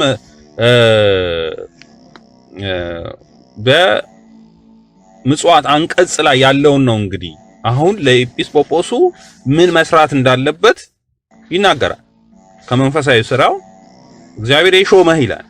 እግዚአብሔር የሾመህ መጋቢ እንደመሆነ ረዳት የሌላቸውን ባልቴቶች፣ ደካሞችን፣ ቤት የሌላቸውን፣ የተጨነቁትን፣ በእግዚአብሔር ያመኑትን ድሆችን ለመርዳት ልጆቻቸው ለሚመግቡ ገንዘብ የሚገኝበትን ስለሚያገኙበት ለመርዳት ነው። ለመርዳት ትጋ ይላል። መጀመሪያ ድሆችን የሾመ ድሆችን እንድትመግብ ነው፣ የተቸገሩትን። ዋናው ሹመቱ ይሄ ነው። ግን ይሄ ተግባራዊ እየሆነ ነው ወይ? አይደለም። ማንም ድሆችን ዞር ብሎ የሚያይ የለም። በየትኛው ቤተክርስቲያን እንዳልኩ የታነጸ ለደካሞች፣ ለበሽተኞች፣ ለድሆች መጠለያ ቤት የለም። የተሰራ ቤት የሚኖሩበት የሚመገቡበት፣ ሽማግሌዎች፣ አሮጊቶች ሕክምና የሚያገኙበት ቤተክርስቲያን አልተሰራም። ምን እንሰራለን ይላሉ? ትምህርት ቤት እንሰራለን ይላሉ፣ ሃይ ስኩል ይላሉ። አሁን ደግሞ ዩኒቨርሲቲ እያሉ ነው። በቢሊየን የሚቆጠሩ ለራሳቸው መቀመጫ ቢልዲንግ እንሰራለን ይላሉ፣ ህንጻ እንሰራለን ይላሉ። ምንድነው ይሄ ሁሉ? ኦርቶዶክሱ ከምንም በላይ ችግረኛ ነው። በሲስተም ከስራ እንዲወጣ እየተደረገ ነው። ከሲስተም በሀብቱ ንብረቱ ተዘርፏል። ከደርግ ጊዜ ጀምሮ ቡርዣ ምናምን እየተባለ ቀማኛ እየተባለ ሀብቱ እንዳለ ተዘርፏል። ምዕመኑ ድሃ ነው። ኦርቶዶክስ ክርስቲያኑ በጣም በድህነት የሚኖር ነው። አሁንም በሲስተም ነው ከእንትን እየተገለለ ያለው። ከዛም ከድሃ የሚቀበለውን ገንዘብ ሰብስበው ለማይሆን ነገር ነው እናረጋለን የሚሉት መንፈሳዊ ላልሆነ ስራ። ይሄ ህግ እያለ የዋና አገልግሎታቸው ይሄ እያለ ለሌላ አገልግሎት ነው ሲፋጠኑ የምናየው። ለዓለማዊ ትምህርት አያስፈልግም አይደለም። ሁለተኛ ነው ግን የዓለማዊ ትምህርት እዚህ ጋር አልተጻፈም። በመንፈሳዊ ፍትህ መንፈሳዊ አገልግሎት ውስጥ የለም። የመንፈሳዊ አገልግሎት አይደለም ዓለማዊ ትምህርት ቤት መስራት። የመንፈሳዊ አገልግሎት መስራት ድሃን መርዳት፣ የተቸገሩትን መርዳት፣ የታመሙትን መርዳት። ይሄ ነው መንፈሳዊ አገልግሎት። ህጉ የሚያዘው ይሄን ነው። መንፈሳዊ አገልግሎትን ሳትሰራ ምንድነው ወደ ሌላ ስጋዊ አገልግሎት የምትገባው?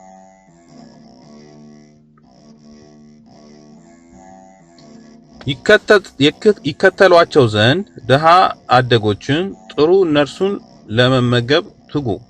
በማናቸውም ነገር ይቸገሩ ዘንድ አትተዋቸው። ሕፃናት ያላትንም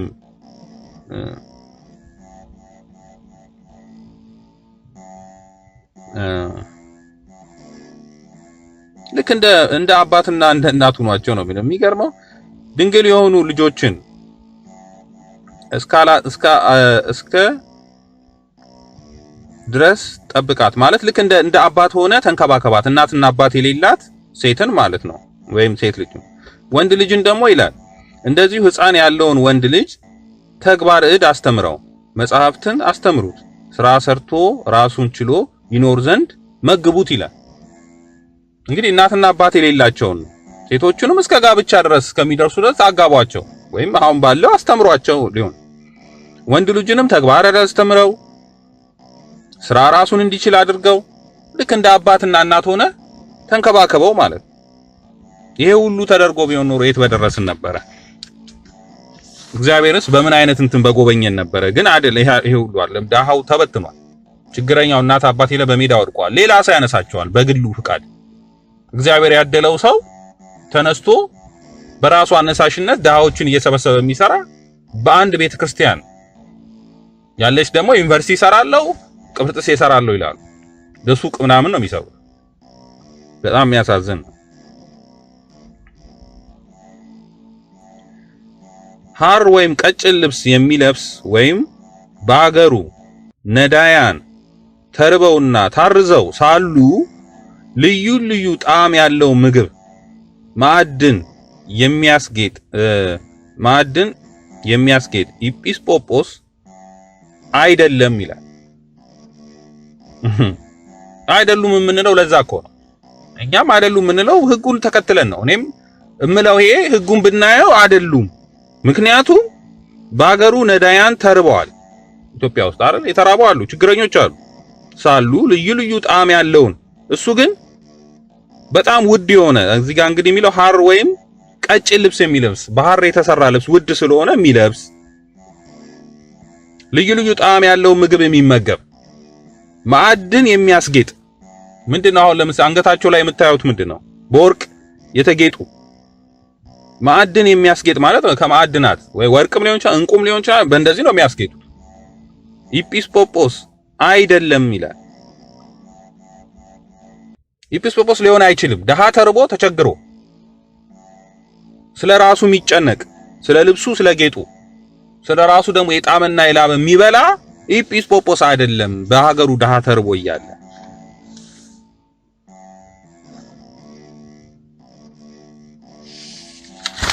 እንግዲህ ይሄ ነው እንግዲህ ያለው። ይሄ ዋና ስለሆነ ነው ማነሳው። ምክንያቱም አሁን እየሆነ ያለውና ምንም ስለማይገናኝ ነው።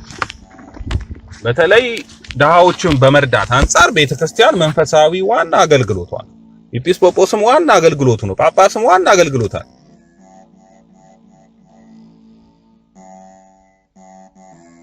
እዚህ ጋር ደግሞ እንመግዛለን። ኢጲስቆጶስ በአገሩ መሳፍንትና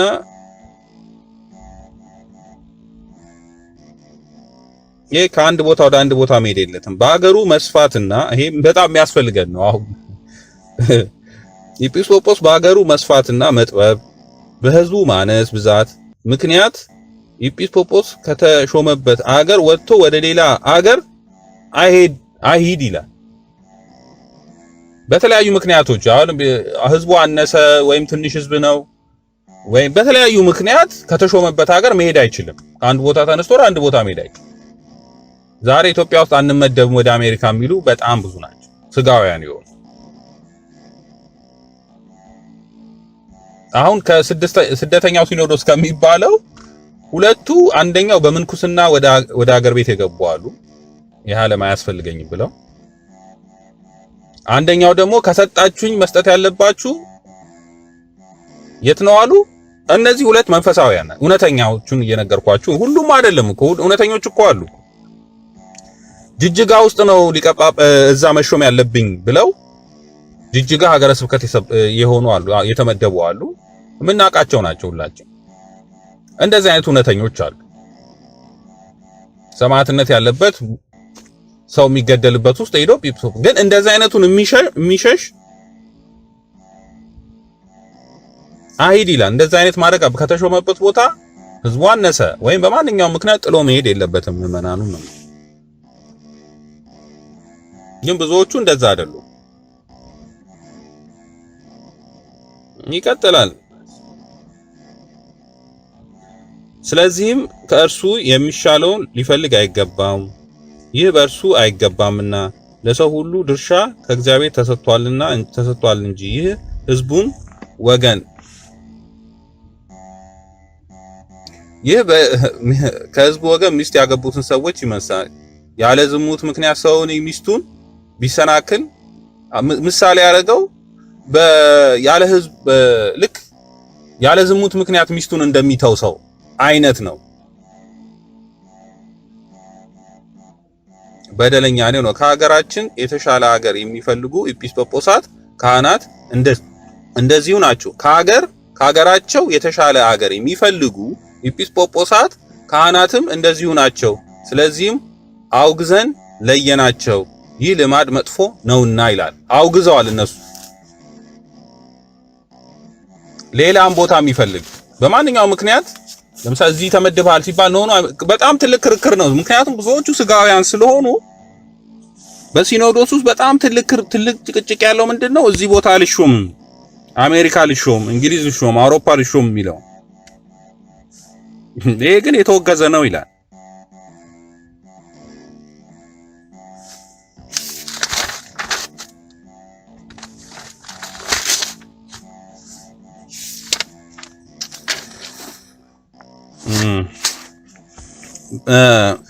በአንዲት ሀገር ሁለት ኤጲስቆጶስ አይሾም። ይሄ ደግሞ በሀገረ ስብከቱ ታች ባሉ ደረጃ ነው። የከተማና የገጠር ሰዎች ከሁለት እስከ መከፈል ደርሰው ቢጣሉ በዚህ ምክንያት ሌላ ኤጲስቆጶስ ቢሾም ስለዚሁ ፈጽመው ይመርምሩ። በፊተኛው ኤጲስቆጶስ ላይ የሚሻረውና ካላገኘ በቦታው ይቀመጥ፣ በእርሱ ላይ ቢያገኘው ግን ነውር የለበትም። የሹም እርሱን ግን ይለዩት ይላል። ይሄ ማለት በአንድ ለምሳሌ ከአንድ ከሀገረ ስብከቱ ውስጥ ሁለት ኤጲስቆጶስ አይሾም። ቅድም ያልኳችሁ እንዳይምታታ ፓትርያርክ በአንድ ሀገር ነው። ይሄ ደግሞ በተለይ በሀገረ ስብከት ለምሳሌ የሸዋ ሀገረ ስብከት፣ የሰሜን ሸዋ ምናምን እንደሚባለው ማለት ስለነሱ ሹመት ነው የሚናገረው።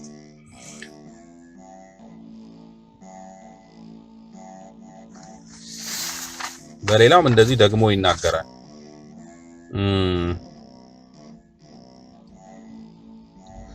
ቅድም ያነሳሁት ነገር መጣውን ተመልሶ 174 ላይ ምን ይላል? ይህችን ማዕረግ እስካሁን ኤጲስቆጶስ ላይ ነው ያለሁት። ይህችን ማዕረግ በማማለጃ የተሾመ ኤጲስቆጶስ ወይም ቄስ ወይም ዲያቆን ይሻር ይላል። የሾመውም ሰው ይሻር በእኔ ኤጲስቆጶስ ዘንድ በመሰረዩ የሲሞን እና ይሄ የተነገረው ነው የሚጠቅሰው እና ምን ይላል? ይህችን ማዕረግ በማግኘት በማማለጃ የተሾመ ኤጲስቆጶስ ወይም ቄስ ወይም ዲያቆን ይሻር፣ የሾመውም ሰው ይሻር ይላል። በጉቦ ማንኛው ኤጲስቆጶስ ቢሆን ካህንም ቢሆን ዲያቆን ቢሆን በጉቦ የሚሾም ሰው ይሻር፣ ጉቦውንም የተቀበለ ሰው ይሻር ይላል። አሁን ግን ያለው ኢትዮጵያ ውስጥ እንደዚህ አይደለም። እኔ እንኳን በነበርኩበት ጊዜ ኢትዮጵያ ውስጥ 50,000 እስከ 50,000 ጉቦ ይከፈል ነበር ኤጲስቆጶስ ለመሆን ወይም ጳጳስ ለመሆን። አሁን በጣም ውድ ነው። በውጭም የሚሾሙት እንደዛ ነው፣ በገንዘብ እየሰጡ በማማለጃ ነው። እንግዲህ በማማለጃ ማለት ገንዘብ መስጠት ማለት ነው። በገንዘብ ኤጲስቆጶስን የሚሾም ቄስም ቢሆን ዲያቆንም ቢሆን በገንዘብ የሚሾም ተቀባዩ ሰጪው ይሻር ይላል። ማን ነው ይሄን የሚመረምር ነው? አሁን ፍትህ መንፈሳዊ የሚያስፈልጋል። ለዚህ ነው ማን ነው መርምሮ ተከታትሎ የሚፈርድባቸው ሰው ማን ነው? ፍትሐ ብሔር አይፈርድም። መንግስት ጋር ሄደን ምንከስ ምንም የሚያውቀው ነገር የለውም እንደዚህ አይነት ህግ። ለዚህ ነው ፍትህ መንፈሳዊ ይሄን ህግ በተግባራዊ የሚያውል የሚተረጉም ሰው አካል ያስፈልጋል። ይሄም ፍርድ ቤት ነው። ፍትህ መንፈሳዊ ፍርድ ቤት ያስፈልገናል ለሃይማኖታችን ለመጠበቅ ህጋችንን ለማስጠበቅ። ከአንድ ቦታ እየዘረፉ ወደ አንድ ቦታ የሚሄዱ ሰዎች አሉ። ከአንድ ቦታ ሲባረሩ ወደ አንድ ቦታ በእምነትም በጸጽም በማንኛውም ምክንያት በዘረፋ ከልደታ ሲባረሩ ሌላ ቦታ መጥተው ይሾማል። አራዳ ጊዮርጊስ መጥተው ይሾማሉ። እንደዚህ አይነት በሌብነት ምክንያት ማለት ነው ሲባረሩ። ይሄ ነው እየሆነ ያለው። እንደ ህዝቡ ጥንካሬ ነው። በዛ ያለውም ህዝብ ተነስቶ ሰበካ ጉባኤው ጠንካራ ከሆነ ተከራክሮ ያባራል። በቃ ህዝቡ እኮ ነው የሚሰቃየው ያለው። ላይ ያሉትማ ምን ቸገራቸው? እውነተኛውን ሰው አይፈልጉም። እውነተኛ ጠንካራ ሃይማኖተኛውን ሰው ስለማይፈልጉ ለመንግስትም ተገዢ ስለሆኑ በዚህ ዓለም መኳንንት ቢረዳ ከነርሱም ዘንድ ለቤተ ክርስቲያን ቢሾም ይሻር እርሱና ግብር አበሮች ሁሉ ይለዩ ይላል። ይሄ ደግሞ በጣም ይገርም ነው። 74 75 በዚህ ዓለም መኳንንት ቢረዳ ከነርሱም ዘንድ ለቤተ ክርስቲያን ቢሾም ይሻር እርሱ ግብር አበሮች ሁሉ ይለዩ ይላል። ግብር አበሮች ሁሉ ይለዩ ለማን ቢረዳ? ለመንግስት፣ ለመኳንንቶች። እነሱን አሁን ለማን ነው የሚረዱት? አሁን ያሉት ይኖዶሱ ምኑ የሚያወሩት ለማን ነው? ለመንግስት አይደል? ይሄን የሚያደርግ ይሻር ይላል። ከሹመቱ ይሻር፣ ግብረ አበሮች ሁሉ ይለዩ። ከመንግስት ጋር የሚሞዳሞዱ ማለት ነው። በዚህ ቋንቋ በአሁኑ ቋንቋ ልናገረው የሚሞዳሞዱ ከመንግስት ጋር አብረው የሚሰሩ ለመንግስት የሚያደሉ ለመንግስት ጭራሽ አምጥተው አይደል እንዴ እማያምን ሰው ቤተክርስቲያንን ሲያሳድድ የነበረ 27 ደብረ ጽዮን የሚባል አምጥተው ለእንትና አምጥተው አይደል ካባል በሰው ምናምን ቁጭ አረው። ከመንግስት ጋር መሞዳሞድ አይችሉም። ከመኳንንቶቹ የዛኔ ለዛው መኳንንቶቹ እኮ ቢያንስ ክርስቲያኖች ናቸው። እነዚህ እኮ ክርስቲያኖች አይደሉም እኮ አረማውያን ናቸው። ማርክስ ሌኒን እግዚአብሔርን የማያውቁ ናቸው። ከነሱ ጋር ከወንበዴዎች ጋር ነው እየተሞዳሞዱ ያሉት። ከነሱ ጋር ነው እየሰሩ ያሉት። ለነሱ ነው ራሳቸውን ቤተክርስቲያንን የሚያዋርዱ ቤተክርስቲያናችንን እያዋረዱ ያሉት እንደዚህ አይነት ሰዎች ናቸው። ግን የቤተክርስቲያን ህግ ግን ይሄን አለ። ይሄን ማስከበር ደግሞ እኛ ኃላፊነት አለብን ምዕመናን ሁላችን በአንድነት ህግቡ ተግባራዊ ይሁን። ልክ ለሙስሊሞች ህጉ ተግባራዊ እንደሆነላቸው በመንግስት በህግ ጸድቆ ሸሪዓ ህግ በዛ እንዲተዳደሩ እንደፈቀደላቸው ሁሉ እኛም ይሄን ማስፈቀድ አለብን። ፍትሐ ነገሥት ፍትህ መንፈሳዊ በተግባር ላይ እንዲውል ፍርድ ቤት እንዲቋቋም ሁላችንም ካሁን ጀምሮ መስራት ያለ በዛ ቤተክርስቲያን ልትስተካከል አትችልም። እውነት ለሃይማኖታችን ፍቅር ካለ እውነት ለቤተ ክርስቲያን ቀናተኛ ከሆነ ይሄን ነው ማድረግ ያለብን። ሳይገባው ገንዘብ ተቀብሎ የሚሾም ኤጲስቆጶስ ይሄን በሌላው በ77 ላይ እንደዚህ ነው 177 ላይ ሳይገባው ገንዘብ ተቀብሎ የሚሾም ኤጲስቆጶስ ቢኖር ይለይ። ከሐዋርያት በመጽሐፍት የጻፉት ሊቃውንት በግብረ ሐዋርያት የጻፉት ሲሞን መሰሪ ነው። ሲሞን ሐዋርያት እጃቸውን በጫኑበት ሰው ላይ መንፈስ ቅዱስ ሲወርድበት ይሄ እንግዲህ በመጽሐፍ ቅዱስ ላይ ያለውን ታሪክ ነው። በገንዘብ መንፈስ ቅዱስን መውሰድ የፈለገ የሐዋርያትን ሹመት መውሰድ የፈለገው ማለት ነው። ይሄን ያነሳል። እንግዲህ እንዳልኳችሁ ፍትሐ ነገሥት ከእያንዳንዱ በሚናገረው ቁጥር ውስጥ እኔ እያለፍኩት ነው እንጂ መጽሐፍ ቅዱስን ይጠቅሳል፣ የሃይማኖት መጽሐፍትን ይጠቅሳል። በእያንዳንዱ ህግ ውስጥ የመጽሐፍ ቅዱስ ታሪኮችንም ያነሳል። ልክ እንደዚህ ማለት ነው። ሐዋርያትን ስልጣን በገንዘብ የሚፈልግ ክርስቶስንም ጠይቆት ነበር አይደለ? ብፁዕ ብትወድ ያለህን ሸጠ ተከተለኝ አለው። ሰውየው ገንዘብ ሀብትን ፈልጎ ዝናን ፈልጎ ነበር የመጣው፣ እያዘነ ሄደ ይላል። አሁንም ብፁዕና ፈልገው ገንዘብ ፈልገው ሊሆን አይችልም። ወይ ብፁዕናውን ከፈለጉ ልክ እንደ ሐዋርያት ይሁኑ፣ ያላቸውን ሸጠው ይከተሉ። ገንዘብ ከፈለጉ ደግሞ ወደ ዓለም ይሄዱ። ቤተክርስቲያናችን ከሚበጠብጡ።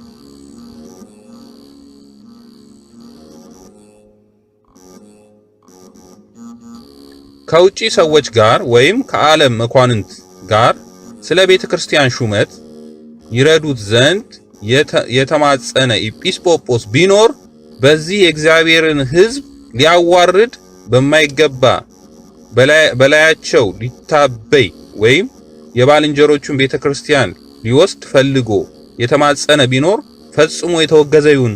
በዚህ ሥራ የሚረዱትም ሁሉ ፈጽመው የተወገዙ ናቸው። እንግዲህ ይሄ እውነት ገብታችሁ ይዩት። አሁን የሆነ ነገር ነው የሚመስለው። እውነት ገብታችሁት መጽሐፍቱን አንብቡት።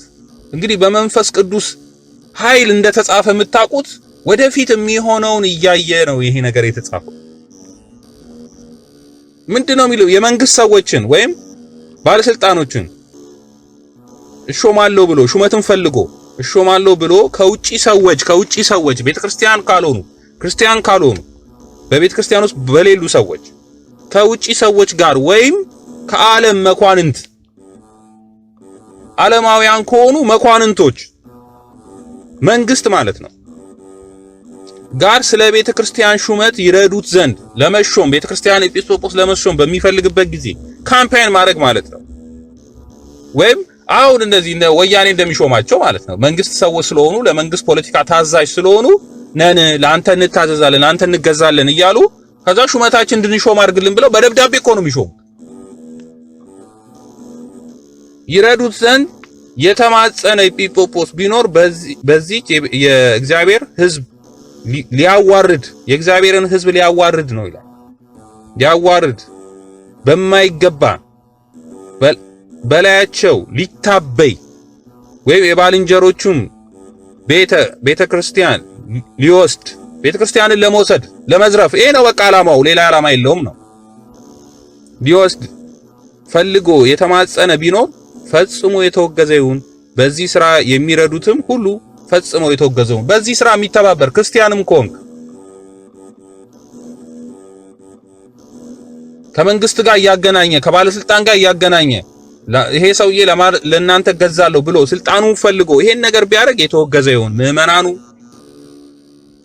አስተባባሪዎቹም፣ ራሱም ሁሉም የተወገዘ ይሁኑ። የተወገዙ ናቸው ነው የሚለው። የተወገዙ ናቸው። በነገራችን ላይ አሁን እያረጉት ነው አይደለ? በጉልበት ተሹመዋል አሉ ስልጣን ላይ አልወረዱም ገና እውነተኛው ጊዜ ስላልመጣ ማለት ነው።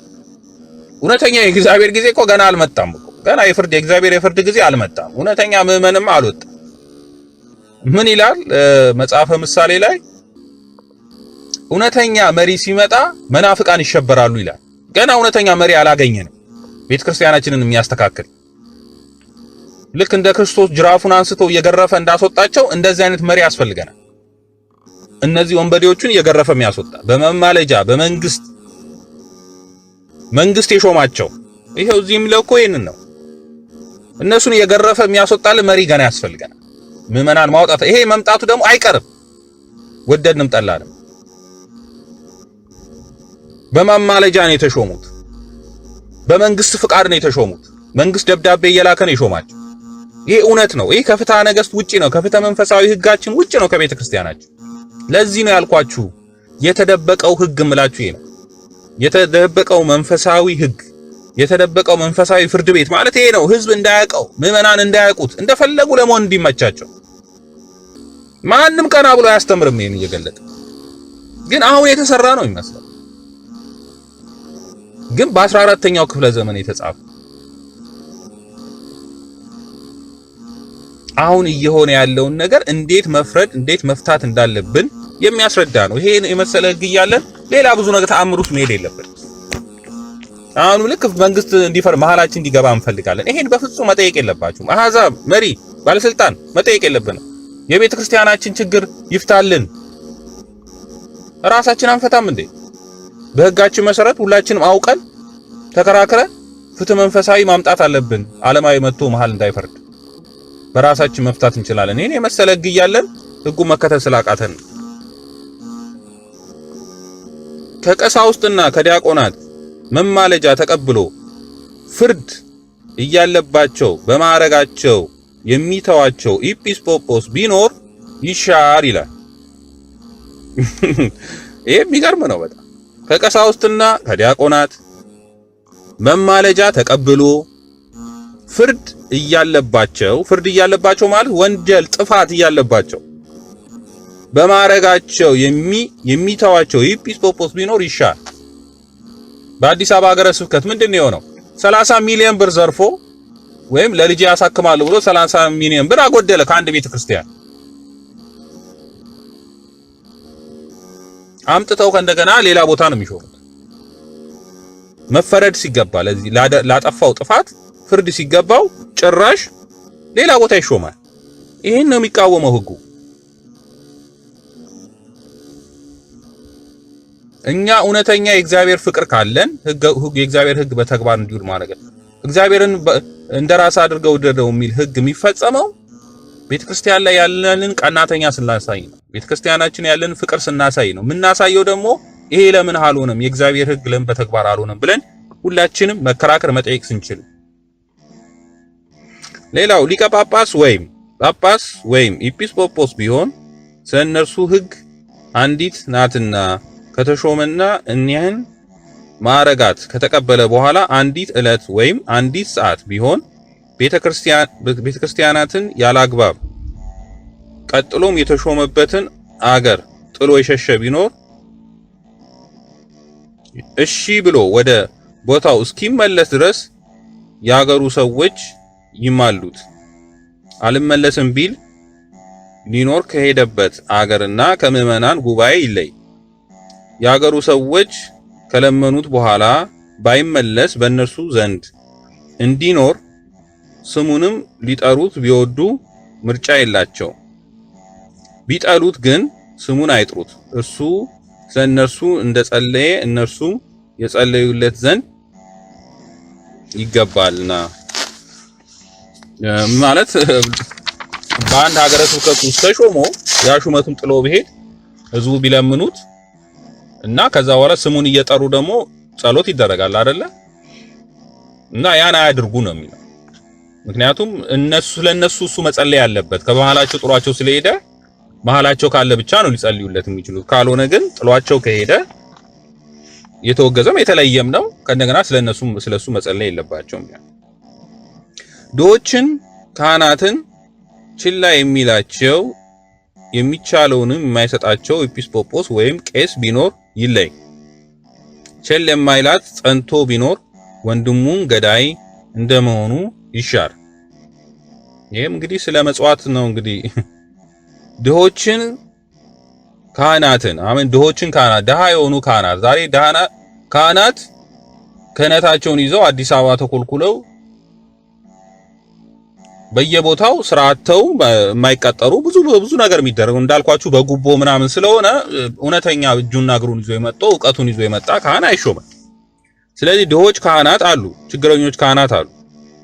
ቸል የሚላቸው የሚቻለውንም የማይሰጣቸው ኤጲስቆጶስ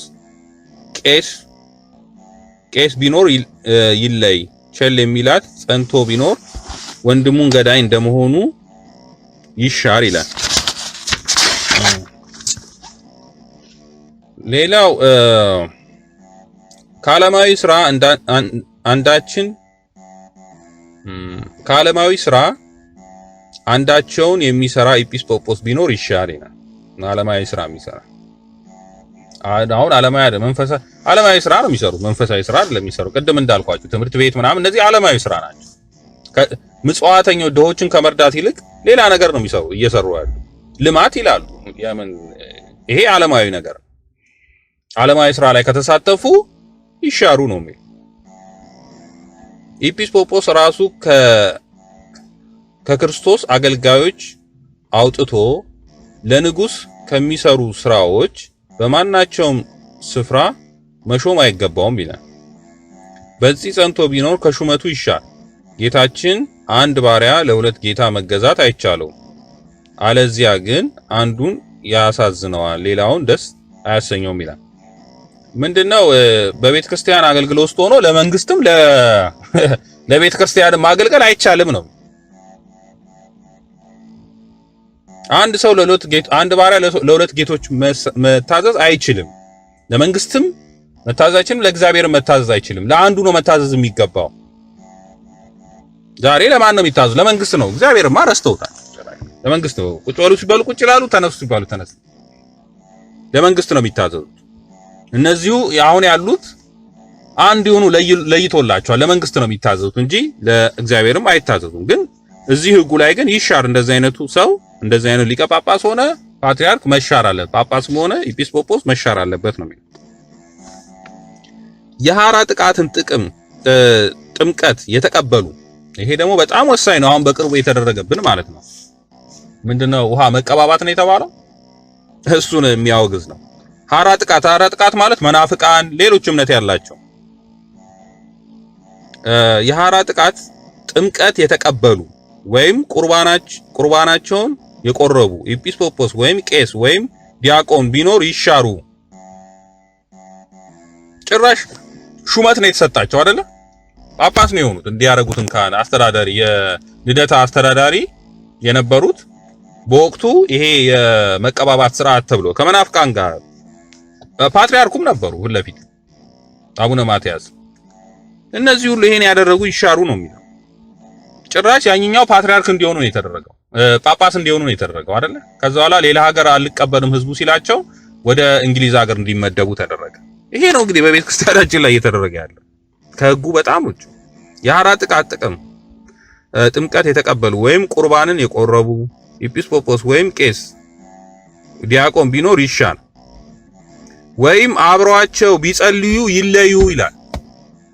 ምንድነው የተደረገው? የዛኔ በቤተ ክርስቲያናችን ውስጥ ከውጪ የመጡ ሌላ እምነት ያላቸው ሰዎች መጥተው የጸሎት ስነ ስርዓት፣ ቅባት የመቀባባት ስነ ስርዓት ነው ያደረጉት አይደለ?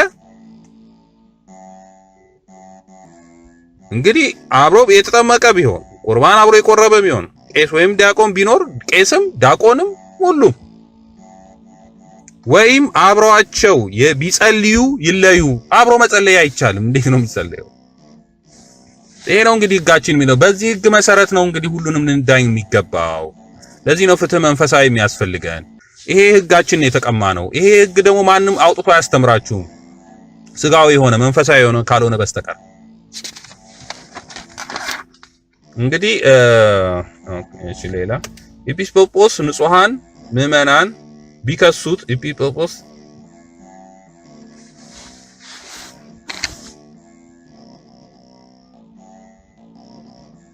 እንግዲህ ያው ምዕመናን መክሰስ እንችላለን። ኤጲስቆጶስ ይሄ ነው እንግዲህ የሚናገረው 205 ላይ ኤጲስቆጶስ ንጹሃን ምዕመናን ቢከሱት ኤጲስቆጶሳት ሊጠሩት ይገባል። ማለት ጳጳሳት ሁሉ መጥተው ሊያዩት ይገባል። መጥቶ በበደሉም ቢያምን በሰራው ስራ ይቅጡት፣ ይፍረዱበት። አልመጣም ቢል ከኤጲስቆጶሳት ወገን መልእክተኛ 1 ጊዜ 2 ጊዜ ይላኩለት። አሁንም አልመጣም ቢል 3 ጊዜ ይላኩለት። ባይመጣም የተሰበሰቡት ሽረናሃል ብለው ይዘዙ። ወደ ጉባኤ አለመሄድ መልካም ሆኖ ልጅ ብሎ እንዳያስብ። ሽረናል ብለው በቃ ይሻሩት ማለት ነው። ምዕመናን ከሰውት ባይመጣ ምዕመናን የመክሰስ መብት አለን ማለት ነው። ኤጲስቆጶሳት የማይሆን ነገር አሁን መናፍቃን እየሆኑ ምን እየሆኑ ቤተክርስቲያን እየዘረፉ ማንም ዞር ብሎ አያቸው። የተነሱትም ምዕመናን ከዛኛው ሹመት ይነሳና ሌላ ቦታ ነው እየተሾመ ያለውና ግን ምዕመናን አሁንም መብት አለ። እንዳላየ መሄድ አይቻልም። ኃጢአት ነው ራሱ። ቤተክርስቲያንን እየዘረፉ እንዳላየ የሚባልበት ነገር የለም። ክርስቶስ ለምንድነው እንዳላየ የሄደው? ቤተክርስቲያንን ሲዘርፏል ለምንድነው የሚሰሩትን አያውቁምና ይቅር በላቸው ብለው ለምንድነው ያልሄደው? እስቲ ይሄን ነገር እንነጋገር። ብዙ ጊዜ በዚህ ለማለፍ ይፈልጋሉ። በመስቀል ላይ የሚሰሩትን አያውቁምና ይቅር በላቸው አለ። አንዳንዴ ይማልዳል ምናምን የሚሉት እሱን ነው ያልገባቸውም። በቤተ ክርስቲያን ግን እየገረፈ አስወጣቸውነት። ለምንድነው የሚሰሩትን አያውቁትም ይቅር በላቸው ብሎ ቤተ ክርስቲያን አልፎ ለምን አልሄደም? ለምን አሁን እኛ እንደምንለው በቤተ ክርስቲያን ላይ ያ ሁሉ ወንጀል ሲሰራ ዝርፊያ ሲደረግ ዝም ብለን እንዳላይ የምንሄደው ለምንድነው? ያኔ እሱ እኛን እኮ ሊያስተምር ነው አይደል እንዴ? ጥምቀትን የተጠመቀው እኛ እንድንጠመቅ ነው። ጾምን የጾመው እኛ እንድንጾም ነው። ስለዚህ ይሄን በሚያደርግበት ጊዜ ሐዋርያት ምን አስታወሱ ይላል? የቤትህ ቅናት በልታኛለችና የሚለውን በመዝሙር የተነገረውን አስታወሱ ይላል። ምን ማለት ነው? ለቤተ ክርስቲያን መቅናት እንደሚያስፈልግ ሐዋርያት ቆመው ነው ያዩት እኮ ያን በሚያደርግበት ጊዜ። ምክንያቱም ግራ ገባቸው። ከዚህ በፊት አይተውት የማያውቁት ነገር ሆነባቸው። ስለዚህ ምን አስታወሱ ግን? አንድ ነገር የቤትህ ቅናት ትበላኛለች ተብሎ በመዝሙር የተነገረው ለቤተ ክርስቲያን መቅናት እንደሚፈልግ። ፍቅር ካለ ቅናት አለ። ቅናት የሌለበት ፍቅር የለም። መቅናት እንደሚገባ ለሐዋርያት አስተማራቸው። እኛ መቼ ነው ምንቀናው? ዝም ብለን እያይ ሲዘረፍ ቤተክርስቲያን የፈለገውን ሲሆን ማንም መናፍቅ እየመጣ ባለስልጣን ሲሆን ማንም ባለስልጣን እንደፈለገ ሲያደርግ ዝም ምንል ከሆነ ለሃይማኖታችን ለቤተክርስቲያናችን ፍቅር የለንም፣ ለእግዚአብሔር ፍቅር የለንም። እግዚአብሔርን በፍጹም ልብ በፍጹም ሐሳብ ውደደው የሚለውን ሕግ ሽረናል ማለት ነው። ለዛም ንስሐ ያስፈልገናል። ለቤተክርስቲያን የማይከራከር ሰው ቤተክርስቲያን እንዲሆንሽ እየጠፋች ሕግ እየተጣሰ ዝም የሚል ሰው ንስሐ መግባት አለበት። ዝም ብሎ መቁረብ የለበትም ስጋውና ደሙ። ንስሐ መግባት ማለት እነዚህ 10ቱን ሕግጋት መጣስ ማለት ነው። እሱን የምንጥስ ከሆነ ይሄን አድርጌያለሁ ብለን ንስሐ መጠየቅ አለ። አንዱ ከታዘዝነው እግዚአብሔርን በፍጹም ልብ በፍጹም ሐሳብ ውደደው ነው። ይሄ ደግሞ ለቤተ ክርስቲያን ቀናተኛ መሆናችን ስናሳይ ነው። ሐዋርያት ያንን ያስታወሱት አይተው አያውቁም ከዛ በፊት። ስለዚህ ያኛው ሌላ ይሄኛው ሌላ። ለቤተ ክርስቲያን መቅናት ከሁሉም ምዕመናን የሚጠበቅ ነው። ስለዚህ መክሰስ እንችላለን በጋራ ሆነን ቤተ ክርስቲያን ላይ። አንዳንዴ ስለ ቤተ ክርስቲያን እንደዚህ ወንጀል ሲሰራ የሚቃወሙትን ሰዎች ልክ እንደ ኃጢአተኛ መቁጠር እንፈልጋለን። አንዳንዶቹ እንደዛ ያስተባብራሉ። ልክ እንደነሱ እንደ ወንጀለኛ። እኛ ዝም ብለን በቃ ሹክክ ብለን ስለመጣንና ስለወጣን ራሳችንን ጻድቅ አድርገናል። በግል ጉዳይ ነው ሰውን መቃወም የማንችለው። ሰው ወደ ንስሐ ሲመጣ ለምን ንስሐ መጣህ አይባልም። በዛ መፍረድ አንችልም። አትፍረድ ያለው እሱ ነው። ይሄ አይደለም ግን ስለ ሃይማኖታችን ብለ እኔ እኮ የራሳችን ቤት ቢሆን እኮ አንደኛ ነን። እንደዚህ አይነት ሰዎች ለራሳችን ቢሆን እኮ አንደኛ ቤት ይወረሳል ቢባል አንደኛ ነን። ለእግዚአብሔር ቤት ሲሆን ግን አይ እግዚአብሔር ራሱ ያደርገዋል የምንለው ነገር የውሸት የሃይማኖተኞች ናቸው።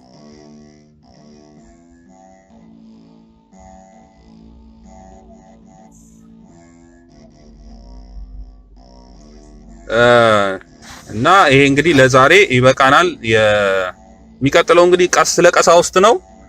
ስለ ቀሳውስት ደግሞ የሆኑትን እናያለን። የሚገባውን ኃላፊነታቸውን ቅድም ብዙ አንዳንዶቹን ተጠቅሷል። ይሄ በማማለጃ አሁን እየሆነ ያለው በቤተ ክርስቲያን ላይ በማማለጃ ገንዘብን እየወሰዱ ወይ በገንዘብ ስልጣን ለማግኘት ይሄ ሁሉ የተወገዘ ከመንግስት ባለስልጣን ጋር መስራት የተወገዘ ነው። ሰው ለሁለት መንግስት ለሁለት አንድ ባሪያ ለሁለት ጌቶች መገዛት አይችልም ቢለው የክርስቶስን ትምህርት እያነሱ ነው እንግዲህ የተናገሩት። ለመንግስትም መስራት አይቻልም እንዴ? እና እንግዲህ ይሄ ህጉ የሚለውን ነው የተናገርኩት። በራሴ አፍልቄ አይደለም። ኤጲስቆጶሳትን ስለ ፍትሐ ነገሥት ምን ይላል በዚህ ጉዳይ ላይ ሁላችንም ምዕመናን ለቤተ ክርስቲያን እውነት የምንወድ ከሆነ ለቤተ ክርስቲያን የቆምን ከሆነ ጽድቅን የምንፈልግ ከሆነ ህጉን ማንበብ፣ ማወቅ፣ መረዳት እንዳንሳሳት ከዛ በኋላ ወደ ስራ ማዋል ሁላችንም ባለንበት ስለ ቤተ ክርስቲያናችን ቀናተኛ ሆነን ለቤተ ክርስቲያናችን ህግ ማስከበር ይኖርብናል። አሁንም እንቀጥላለን። ፍትሐ ነገሥት ብዙ ማናቃቸው ነገር አሉ። እኔም እማርበታለሁ። እኔም እንደ አዲስ ነው እየተማርኩ ያለው።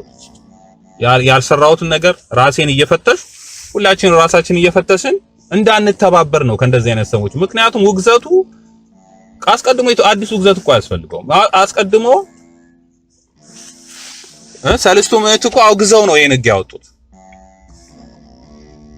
ስለዚህ የዛ ተወጋጅ እንዳኑ አውግዘናል ነው በመሃል ያሉ። ለምሳሌ ከመንግስት ጋር የሚሰራውን አውግዘናል ብለዋል። የተወገዘ ነው። ከዚህ ጋር የሚተባበሩ በጣም የተወገዙ ናቸው። ስለነበረን ጊዜ እግዚአብሔር የተመሰገነ ይሁን። ሁላችንም እንግዲህ መልእክቱን ራሳችንም ሄደን ማንበብ እንችላለን። በመጽሐፍ የተጻፈ ነው። ይሄንን ነው እያስተላለፍኩ ያለው። ህጉ በተግባራዊ የሆነ ነው ወይ አይደለም ወይ የሚለው ነው የቤተ ክርስቲያናችን ፍትህ መንፈሳዊ። ይሄ ፍትህ መንፈሳዊ ደግሞ በተግባር መዋል የሚችለው ዳኛ ሲኖር ነው። ህጉን አስፈጻሚ ሲኖር ነው። ድሮ ህግ አስፈጻሚ ነበር። ድሮ ነገስታቶቹ ነበር በፍርድ የሚቆሙት የነበሩት። ለዛም ነው ፍትሐ ነገስት የተባለው። ግን አሁን ነገስታቶቹ የለም፣ በዛም የሚፈርድ የለም። ለዛ ደግሞ ሌላ ህግ ተብሎ ይሄኛው ቤተክርስቲያን ይሄ ህጋችን የቤተክርስቲያን ህጋችን እንዲደበቅ እንዲሸፈን ማንም ዞር ብሎ እንዳያየው ማንም እንዳያስተምረው ማንም እንዳይገልጸው ተደርጎ ተቀምጧል። ምዕመናን ግን ይሄን አውቀን ለቤተክርስቲያናችን የሚያስፈልገውን ነገር ሁላችንም ኃላፊነት አለብን መስራት ነው። ክርስቲያን የተባልነው ለዛ ነው። ለቤተክርስቲያን ማንሰራ ከሆነ ምኑን ክርስቲያን ሆነ? ለዓለም ብቻ እየኖርን የምንኖር ከሆነ እና ስለነበረን ጊዜ እግዚአብሔር የተመሰገነ ይሁን። መልካም ቀን